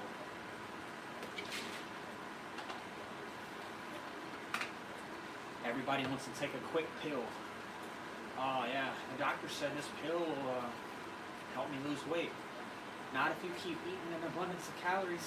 They think they're just going to take a pill and continue to eat the way they're eating, and they're just going to have this great physique. No. That pill's going to screw you up way more. That new little shot everyone's talking about, the lizard spit, semaglutide, or whatever the hell it is, I heard recently it's been making people blind. People are willing to lose their sight over just eating the right amount of calories and doing 150 minutes minimum cardio per week. People are willing to get liposuction, a big ass needle just shoved through their body to get rid of fat that they're going to put back on anyway because they are not going to change the way they're eating. You got these people like Bandman Kevo, this rapper, who gets ab implants. Dude, you ain't fooling nobody. You get in a bedroom, you still ain't gonna have no stamina to put it down. So you're gonna have to be paying them girls. Shit is a joke. But those are the people that get promoted. They get the headlines. They get all the money thrown at them because they know they're influencing people to do the same thing that's going to make these billion-dollar industries money. The healthcare industry. Oh, we might get another patient. Yeah, put a little bit of money behind this person. Yeah. And then you see them having money and think, they're doing it right. Okay. Tell me that whenever you got a shitload of medical debt, you can't fucking move anymore barely, and you're in a hospital bed.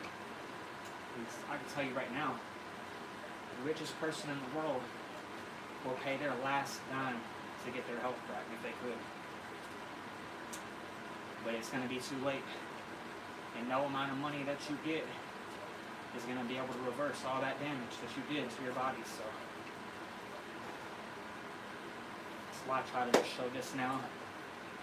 This ain't too much. You see how fast I'm pedaling? This is a low, moderate speed that anybody can do. Anybody can make this happen.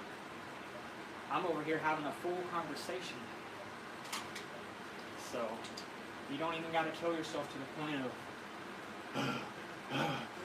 yeah, maybe if you're that overweight in the beginning, you might be that out of breath. I was. When I first started cardio, I was 8 minutes on this bike, and I was, I gotta get off, because my heart was just not used to it. My VO2 max right now is better than it's ever been. So the best thing I can do is just show people the right way. Show them that it's not too hard. You can do it. I've been doing cardio now for 3 years. That's not too bad. Just think about, I saw a guy in like 56 years old. He was walking around with arm crutches because his back, like he had a big pot belly. I don't know if he was drinking alcohol or it was just his diet or what, but this man started doing calisthenics. He reversed his entire physique at the age of 56. And he was talking about how grateful he was that he could play with his grandkids and he could do all this stuff that he could never even do in his 20s. So, and I feel the same way. I'm now 34 years old. I can do more than I could ever do in my prime. So that's why I do this. I really like to share this knowledge with y'all, share the experience, and kind of just expose these excuses, these everyday excuses that people have and make up. They don't take that much. Obviously, you gotta have the right nutrition, because you really can't, it's gonna be really hard to outtrain a bad diet. So my recommendation for people, if they're just getting into this stuff, first, get your nutrition in check.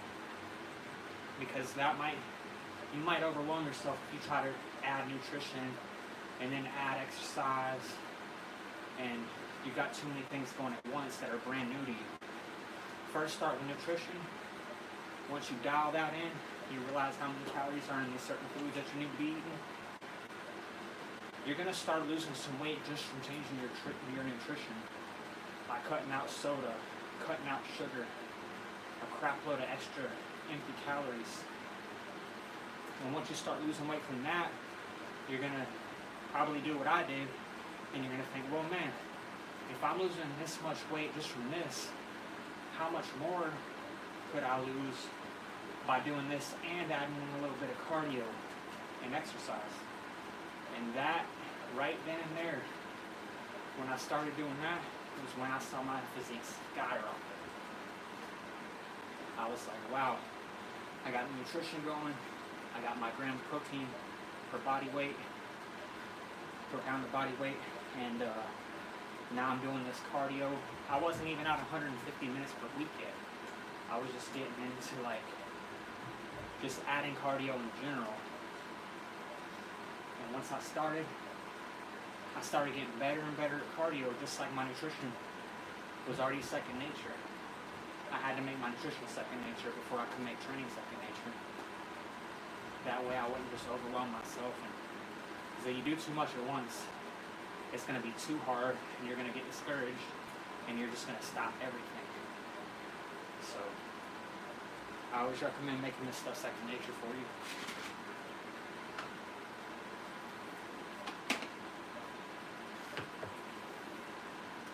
See, we're at an hour and 55 minutes in, 972 calories burned, heart rate's at 125, right on zone 2. So we're burning about 500 calories per hour.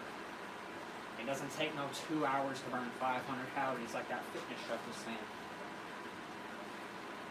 He needs to stick to being a chef and take fitness out of it. Just trying to tell people they don't need to exercise to burn off a Big Mac, they could just sleep it off. That's just idiotic.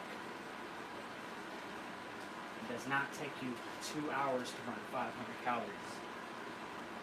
Even if you're bad at cardio. So we're coming up on 980 active calories right now. Just hit 980. Hour and 56 minutes in. And we probably got another 24 minutes left. That'll bring us up to about 1,300 calories for the day. Active calories. When you look at your watch, you may see two types of calories. You'll see active, and then you'll see total. Always look at the active. Oh yeah, you get a much clearer mind. It's like a sense of rejuvenation once you do something like a good workout, a sense of accomplishment, and it feels like you set the rest of your day up for success. I know that may sound cliche, but it's totally 100% genuinely true. If you give yourself a nice challenge and you overcome that challenge, your day just feels like you can conquer anything at that point. The little things that may have pissed you off before, they don't really get to you as much anymore. Hey, like I've handled a lot harder stress than this just in my workout. This ain't nothing. And you just feel like, you know, you see people get mad over little stuff, and you think like, wow, like what's that guy's problem? It's like, I know what his problem is. His body is basically reacting to not having the proper nutrition, not overcoming the proper obstacles, and that's just the body's response. Your body's trying to like yell out at you like, hey, like, dude, get some good nutrition in, like get some exercise in. And it's just coming out in negative ways because your body doesn't have like its own brain. Your mind is supposed to lead your body. Your body doesn't lead your mind. So when you're neglecting your health, you're neglecting your nutrition, you're neglecting your exercise, your body just, it reacts. Like it tries to give you little signs, like it goes slower, you get more short with people and with things. Those are supposed to be little signs. You get anxiety, you're anxious, because you got all this energy that you're not using. You might just be sitting down playing games, watching Netflix, not doing anything. And you think, oh, I need this pill to help me relax. Motherfucker, you've already goddamn relaxed the whole damn day. How much more relaxing are you going to need? And then before you know it, you get a tolerance to those pills, and people think they need more. That's when overdose starts to happen.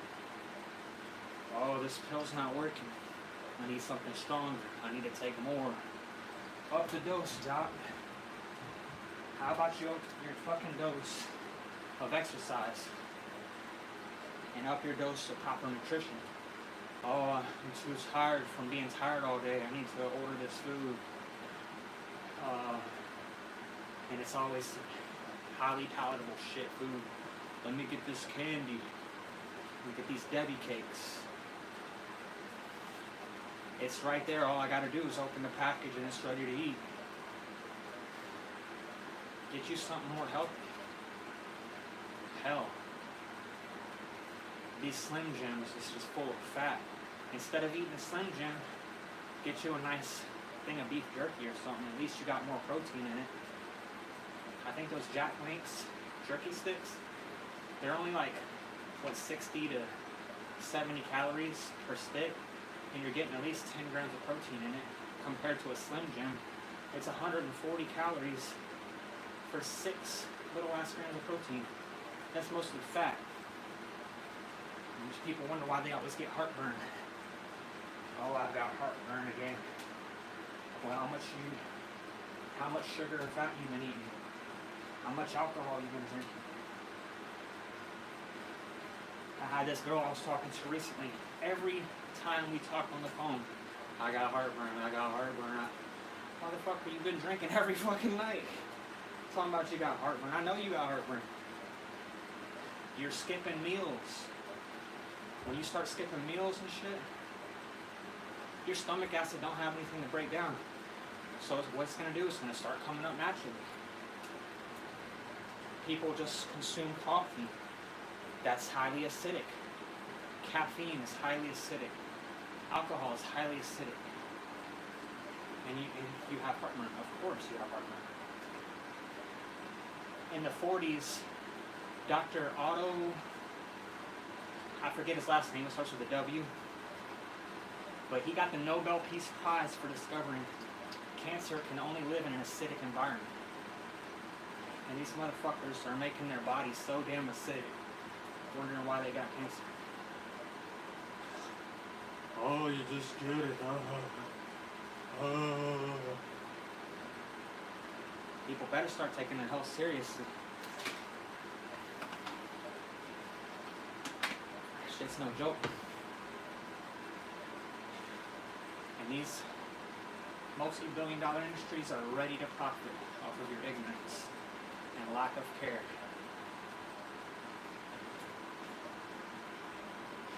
Hey, I'm just here to give you all the proper information. Because I went through the same stuff. I kept me a thing of Tums by my bed every night for years. Thinking, oh, I just got heartburn.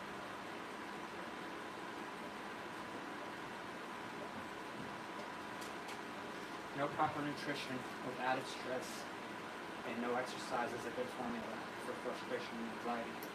Hence the reaction to little things. Absolutely. That's triple threat. Yeah, you may get a little stressed sometimes, or you may not be able to 100% have a perfect diet. You might slip up on one out of 5 or 1 out of 3 things here and there. But a lot of these people are triple threat, quadruple threat, and wondering why. Hey, it ain't rocket science. Like, you're not even doing 2 out of 3 things for your health. What do you expect?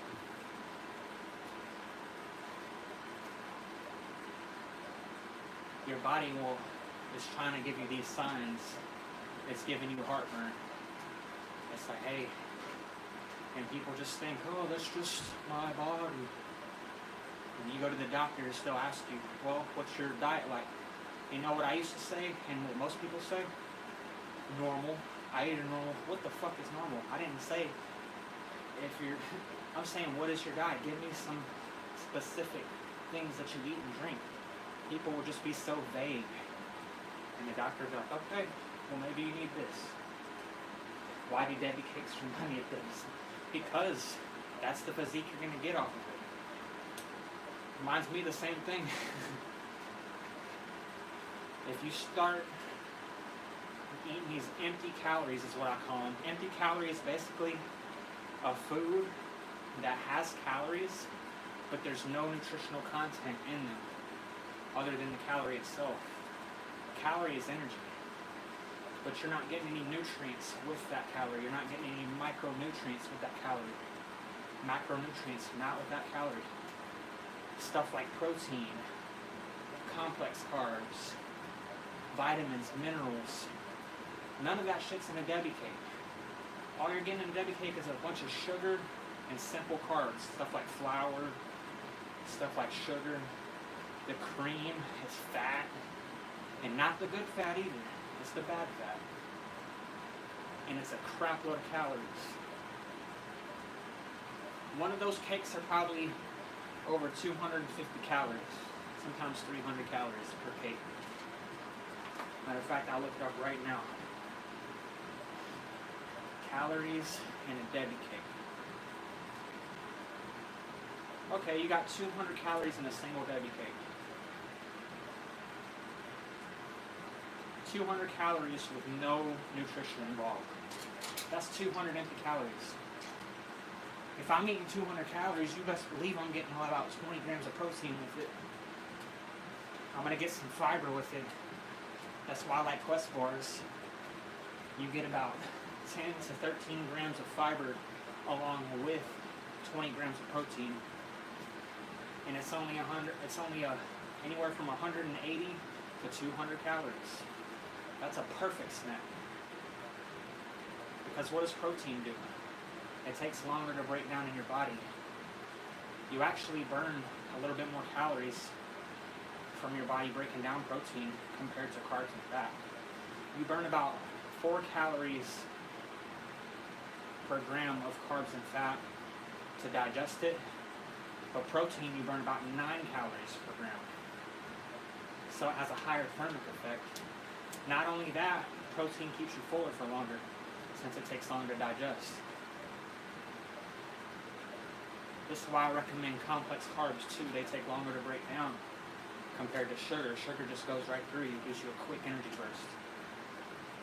Complex carbs, your body's got to do a little bit more work to break them down. So things like potato, sweet potato, excuse me, rice even.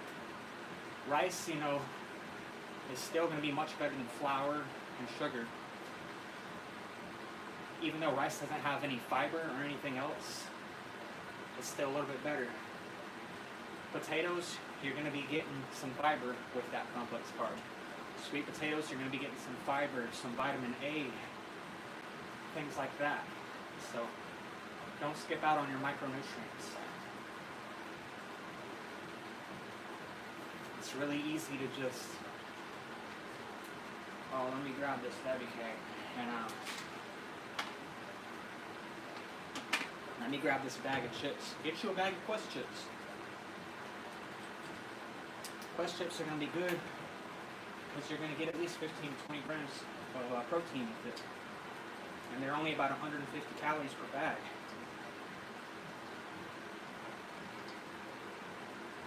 Yeah, and a lot of the time the doctor is out of shape. It should be a sign for these people. They're there to sell you medicine. They're not there to prevent any type of illness or disease. They're there to treat the illness or disease once it's already occurred. They just treat the symptoms. Oh, you got heartburn? Well, here's these Tums. Here's this omeprazole. Here's this or that. Continue eating like a cow. Continue eating poop. And just keep buying our medicine.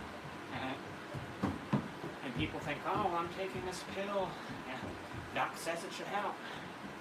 And they're opening a box of pizza, getting double, triple cheeseburgers full of fat. But I got this pill, ha ha ha. I just got this statin. I just got this stent in my heart. Okay. You can't even walk now at a normal pace because you think all these pills and stuff, they're just putting duct tape on your body. The best way I can put it. Your body's falling apart, they're just trying to hold it back together with some little cheap ass tape. Now don't do anything too strenuous, because it's gonna cause this here to mess up and go out of whack. And you know they're still gonna be trying to do what they were usually doing. And they get more illnesses. Now you got heart surgery. Oh, but they said if I take this powder, this pill here, I can just eat whatever I want. Bullshit. They can sell you whatever they want. That's about all that's going to happen. And you're still going to be, oh, I got knee problems now because I got too much weight on my body. Hey, before they know it, they're not going to be able to do any cardio. Now you got to get in the pool because your weight is just enormous. And your joints are going to be so much in pain trying to do like an average thing like walking. Obviously, I like the indoor cycle because it's less stress and impact on your knees. I'm trying to look out for my knees in the long term. But they can't even do that now because they weigh so much when they sit down on the seat. It just kills their, it gives them so much pain in their groin area, on their butt, because it's just so much weight. They don't have the strength, the muscle to support their bones. So it's just giving them rashes, the yeast infections, their pH is all out of fucking whack. Now, like, if you're a woman, you got, like, yeast infections, creamy discharge. Oh my god, it's just, I'm gonna throw up in your mother shit. Get your pH in line. You really want to be here for your family. If you really love your family, like a lot of them, oh, I love my family. If you love your family, take care of your health. People want to see you be here for, you know, they want to see you around. They don't want you to take yourself out early just because, oh, this tastes so good. Look at this cake. Look at this candy. Fuck that shit. I'd rather have you around than this stupid ass half a fucking minute of taste in my mouth. But they want to hide behind the fact that they care so much about, oh, I love my family. This damn sure ain't acting like it. Drinking alcohol all the fucking time. My dad, huge alcoholic. Back when we were kids, smoked cigarettes all the time. Oh, I got 5 kids. Well, you ain't fucking trying to be around here for him for very long.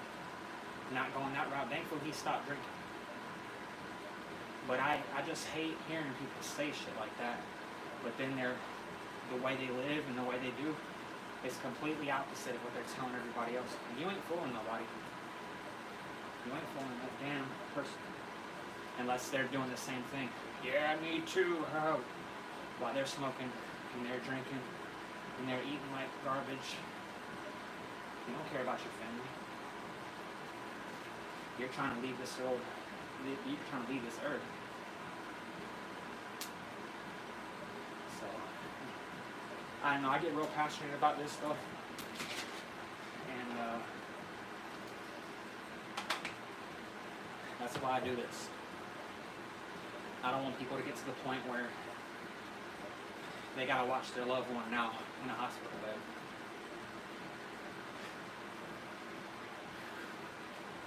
But we're at 1,130 active calories burned, 2 hours and 13 minutes in, 126 on the heart rate.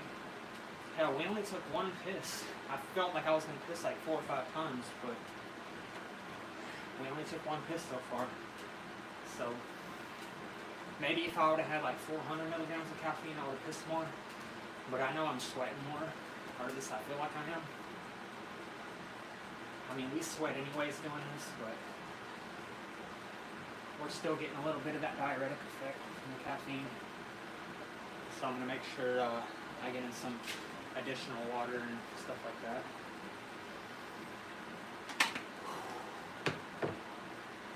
And yeah.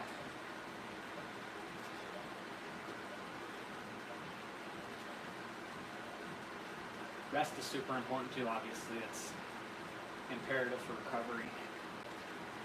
And like I know some people like to eat candy and sugar stuff at the end of the night. That's really going to disrupt your sleep. It's not going to be good for your rest.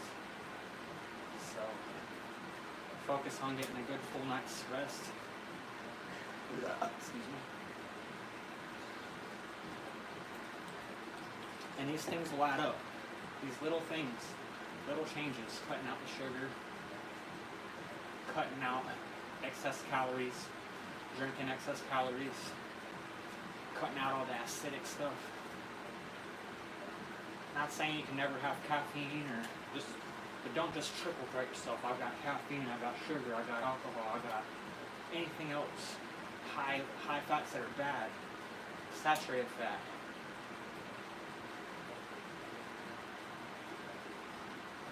Give yourself something to work off of,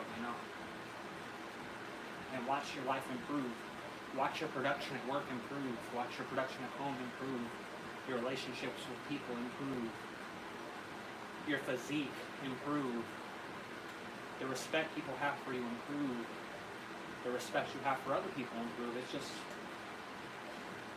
It's such a great thing. This is why I go so hard on trying to share this knowledge with you guys, girls, while I can, while we're here. This isn't for the medical industry. They got enough money, they got enough souls, they got enough people that believe in pills.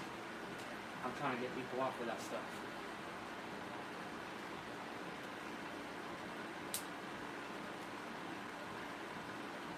We're at 2 hours and 16 minutes in, 1,155 calories in. Once we hit 1,200, I'm going to start a cooldown. And I'll do my backwards pedals so my knees, they start to get adapted. Because when you're going this one motion for the whole 2 hours and 20 minutes, your knees get kind of, I guess, acclimated to it.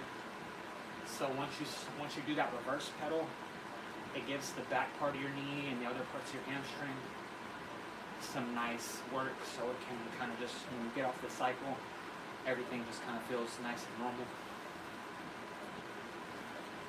Lower this resistance a little bit. I was pretty high on resistance. I can feel it in my groins. Randy McGrind. So, yeah. try to lessen, you know, the acidic environment in your body, and just watch how your body starts to improve over time. Don't just watch, feel. That's the biggest support. Feeling better, performing better. Your heart, your movements.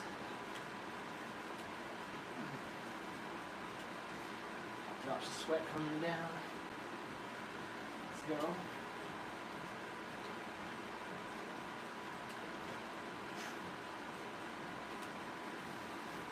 Hell, even Lizzo, she was promoting all that body positivity in my ass. And now look at her. Obviously she was getting paid to promote that stuff, but now she has to lose weight because she has this new movie role coming up. So she ain't all about that. She's gonna lose weight now, and I know she feels way better now than she did at that 200 something pound frame she was in before. Trying to mislead people into thinking it's positive to be overweight.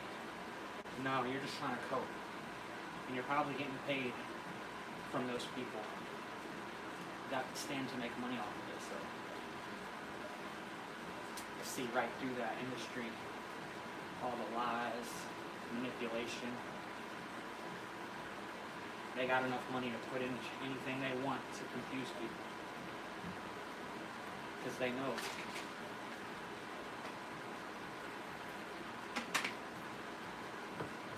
That's where the world's at right now, but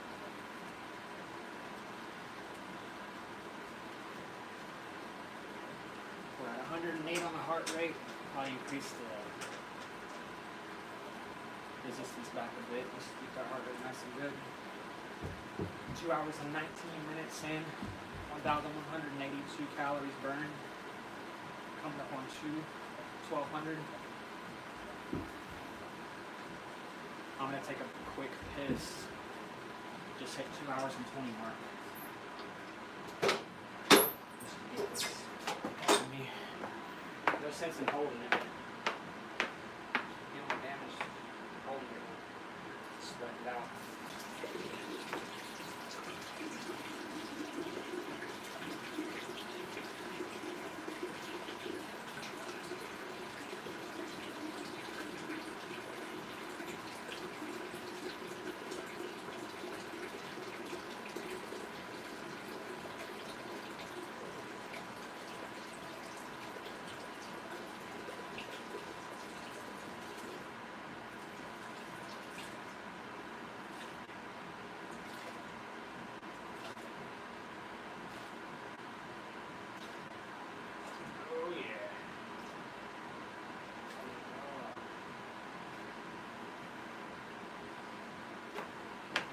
One thing, if you're at work, never let a boss swinging dick so you roll. You can't use the bathroom, you don't have time for lunch. Oh shit, it takes me 7-8 minutes to eat. And the amount of energy that I'm going to have after that is going to cause production to go up. Why the hell would I skip a meal? Because everybody else at work feels like they're going to skip a meal and do more work. Hell no. I'll outwork all those motherfuckers. And be 7 minutes behind. People skip their meals, they skip their bathroom breaks, and they get worse in shape. You start crashing because your energy levels are lower. Brain fog. Brain fog's a killer, like, you didn't have enough carbs, so now you have brain fog. You can't focus as much, even if you have like a sit-down job. That's the main part of your job, is to be able to focus, to be sharp, your mental clarity. Oh yeah, they're promoting death. They stand to make money off of it.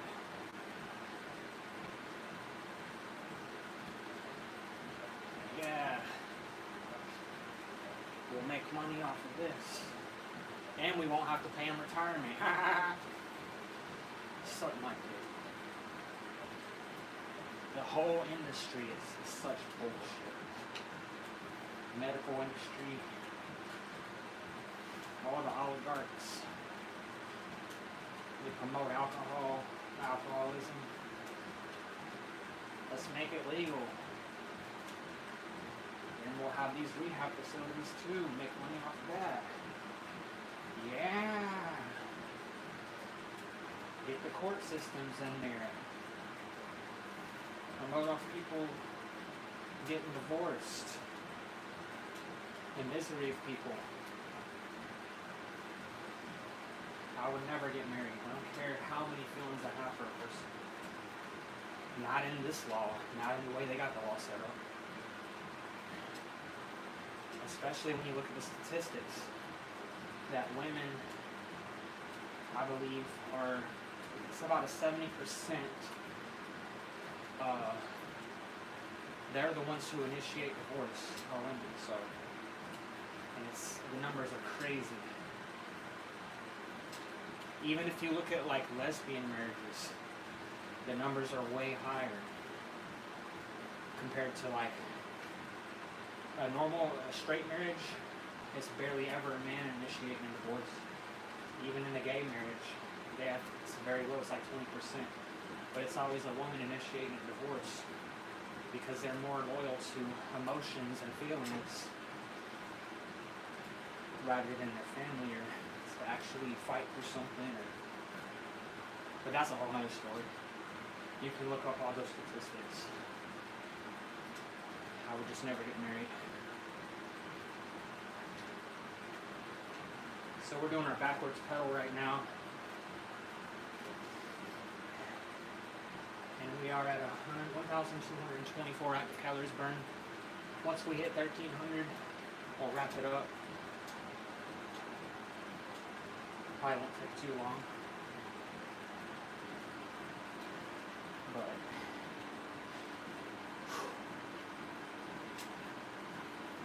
we're here just exposing the whole fucking thing.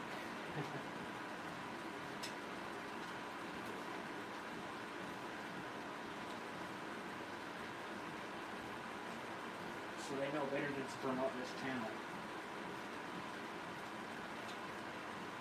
They know. But it's all good. We're not going to stop. We're going to continue pushing forward every time. Oh yeah, I feel that in my quad right there, and my hamstrings. Got that good.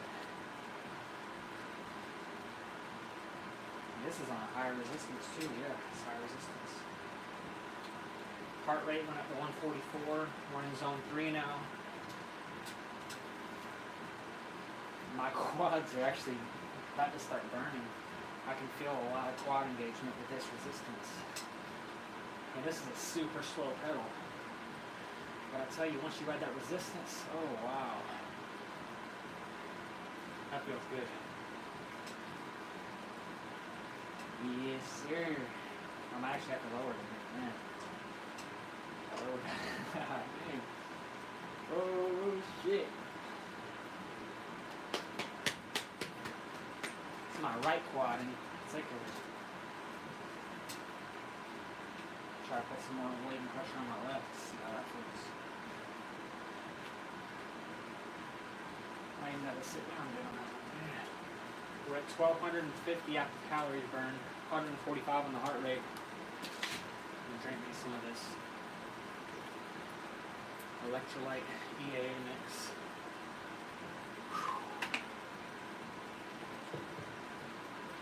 8 exercises every day? Gee, that's damn right there. You're doing better than about 80% of the population, probably even higher than that. They're just living a sedentary lifestyle. And making the medical, big pharma money. That's why you got so many Walgreens, so many CVS's, and one nutrition shop. Rite Aid. They sell medicine at Walmart. Shoot, this, you know, it's incredible.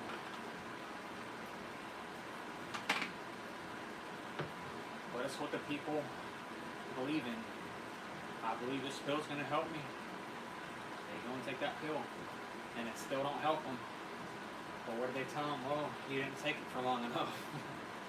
No, you didn't exercise long enough. Women, yes, they will sacrifice their family for happiness. Men will sacrifice their happiness for their family. That's true. Men operate more on a facts level. Women operate more on a feelings level. The majority.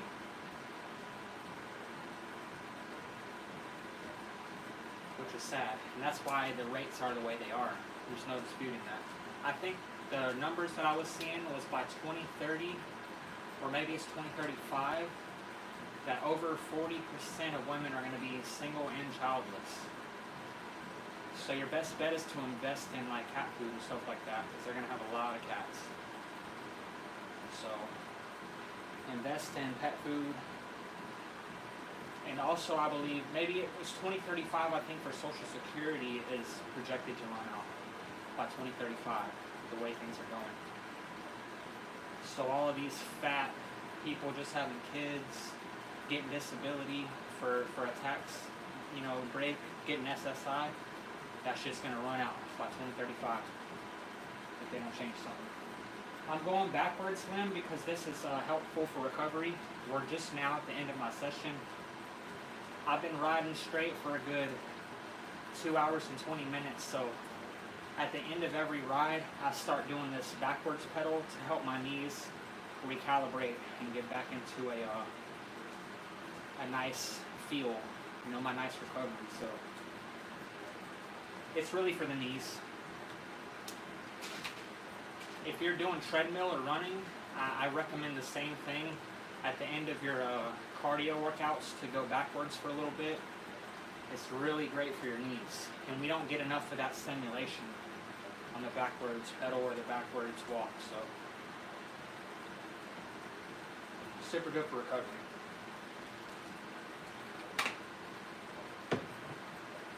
We're at 1,272 calories burned now. We got about 28 to go. 27 now.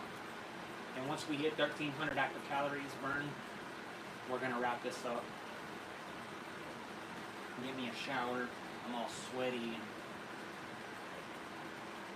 not super hungry, obviously, because when you do stuff like this, you know, your appetite's not through the roof, but I'm still gonna eat and get my calories back in. Yep, today's workout.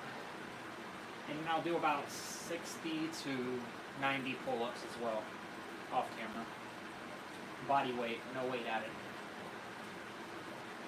I do those just about every day, just to kind of give my upper back some stimulation.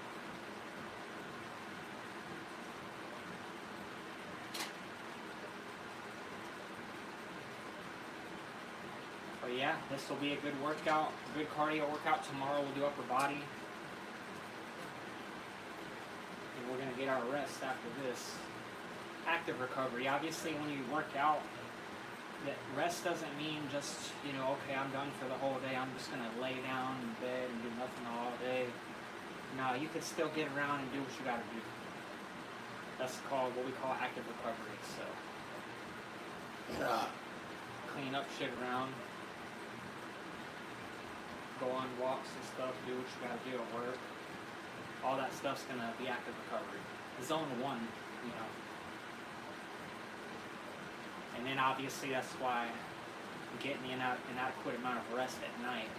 Because a lot of times when you do this much work, your body's going to be tired at the end of the day and it's going to really crave that rest. But for people that they don't do a lot of working out, they don't do anything all day, those are the ones that they need sleep pills, they need medication, stay asleep, because they didn't do anything with their body throughout the day. It's like they just did nothing. But if you're getting a good adequate amount of work, you're working out in, your body's going to crave that rest at the end of the night and you're going to be able to stay asleep.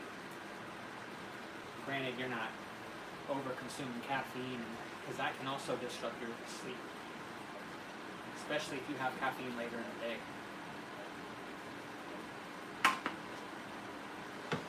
So definitely make sure you're getting enough, an adequate amount of exercise. Like I said, the American Heart Association recommends 150 minutes minimum per week. So that's nothing but 30 minutes a day for 5 days. Relatively manageable. We're at 1,292 active calories burned. Our heart rates went down to about 103, and it's going to slowly continue to come down. Because you obviously just don't want to go from zone 2 to just stopping at the end of your exercise. If you got to take a piss, that's one thing, but you're going to get right back on the cycle after that. So but here at the end of the workout, we got about 5 active calories left, 96 heart rate. Slowly bringing it down. We got our knees nice and recovered from this backwards pedal. Helps your knees, your ankles, everything that's moving, your groin. And we're gonna cap this off. So, as always, I appreciate everyone tuning in. Hope y'all get a lot out of this. And we'll be back with another one. I don't know if I'm gonna do tomorrow my exercise or if I'm gonna do a full day of eating. We'll see. I'll have something planned, but we're definitely gonna be back on Wednesday for another cardio session. But we just hit 1,300 calories. I'm gonna slowly get this to about 0. Right there. Like that.